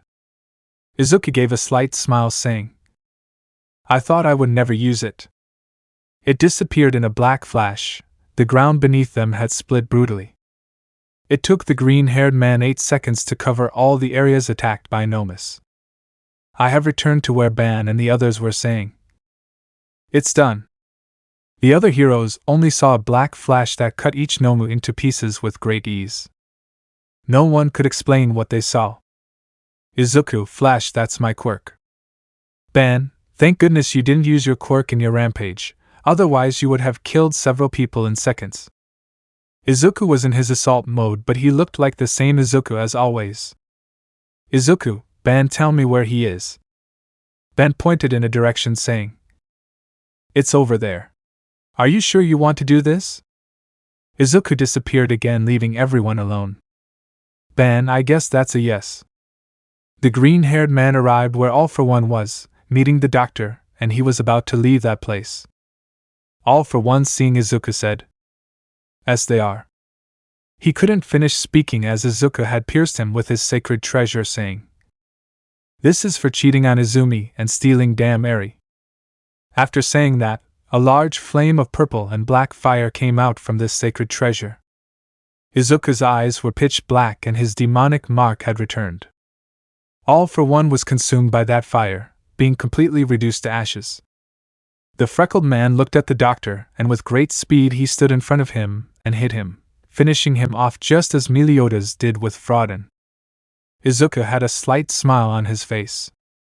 He stayed alone for a moment, and then returned with the others. Diana had given Gigantomachia a brutal beating. Escanor had defeated Meliodas, causing him to return to normal, but Escanor could no longer fight again due to the damage he had received, and Merlin knew it. The entire battle had come to an end. Ben had healed everyone by having them drink some of his blood. Izuku returned to the city and apologized to everyone involved and was willing to leave UA for all the harm he had caused. Merlin with his magic had helped rebuild much of the city, all by orders of Meliodas. The heroes thanked the Deadly Sins for helping save the city. 1 week later, we can see Izuku at home with all the 7 deadly sins, Eri and Momo. Izuku, so you're leaving already? Meliodas, yes, we have to go back, brother, but I promise we will visit you again. Izuku, it's okay, Eri is going to miss you. It was certainly a pleasure meeting you guys, he said, addressing the other deadly sins. Merlin, same here, kid, this world is very interesting. Diana, yes, and very beautiful, it doesn't look anything like the world we come from. King was on his chastiseful pillow saying. So this is a manga that is certainly interesting and entertaining. Thanks for this, Izuku, I'll definitely be able to read them a bit, he said while holding a sack full of sleeves. Izuku, oh, you're welcome, King. Eri was on Meliodas' shoulders. Momo, when you come back you have to stay a little longer so you can get to know the city completely. Meliodas, we will do it, I assure you. Please take care of Izuku for us. Momo nodded tenderly with her head slightly flushed. Merlin opened a portal saying, well, it's time to go back. See you later. Each one began to pass through the portals. Ban and Meliodas were the last to say goodbye. Meliodas, it will just be a see to you soon. Please take care, little Eri. Eri gave him a hug saying, you take care too, Uncle Meliodas. Ban, please don't do anything crazy, Izuku. Izuku, I promise, Dad. Ben smiled slightly saying, bye-bye. The fox crossed the portal. Meliodas, even though he doesn't show it, he was happy that you called him that, he will undoubtedly miss you a lot. Well, goodbye everyone. The blonde was the last to cross the portal, which closed instantly. Momo, Eri will definitely miss them. Eri, I have Dad and Mom with me and that makes me happy. Izuku picked her up in his arms saying, I love you so much, Princess, you and Mom. Momo hugged them both saying, I love them more. Time skip. 3 months later. We can see a certain green-haired man in a room lying on his bed next to which was a certain naked black-haired woman. He looked to his other side and found a certain light blue-haired girl who was also naked. The green-haired boy lifted his sheets and found Shota sleeping tenderly on his chest. Fuyumi and Izumi were sleeping at the feet. Izuku, I never thought this would end like this, but I will protect them no matter what. After all, I don't want to see any of them suffer. The green-haired man got up carefully so as not to wake them up. He walked over to his bedroom window, and his eyes widened as he saw a large clock in the sky. It was a light blue hue. Izuku could hear a voice in his head telling him, your reality is in danger, please lend me your help to save the realities. Otherwise your whole world and the people you love most will disappear forever. At those words, the green-haired man opened his eyes wide, thinking of Eri. He looked at the girls who were sleeping peacefully. The green-haired man put on a pair of pants saying, I will help her. That voice told him, all right. After saying those words, the green-haired man shone in a blue light and disappeared from the place. Meanwhile, in the universe of Why Not More Than Friends, in the sky a great light as if it were the sun itself exploded, sending Izuku and Kaken crashing to the ground. Both of them spat blood as they fell. His rival, standing at the top, raised his hand, creating 2 spears of divine light, saying, "This is your end, miserable humans, I won." He threw those spears at great speed, and when they were about to hit both of them, they saw a black flash that appeared in front of them and some words were pronounced. Full counter. Those daggers turned against that angel who extended his hand, turning them into dust. In front of Izuku was a younger version of himself. Izuku abandoned by his family. Izuku was in his assault mode saying, "So you are the one responsible for my world being about to disappear." Anger and hatred were evident on his face. "I'd better kill you here and now." Liz would give a slight smile saying, "Just a few more seconds and the others will arrive at the fighting field." Let me know in the comments below if you guys want the next part. Also check out my other video that has been shown and left. Thank you for watching. If you enjoyed this video please like and share this video. And have a fantastic day. Bye.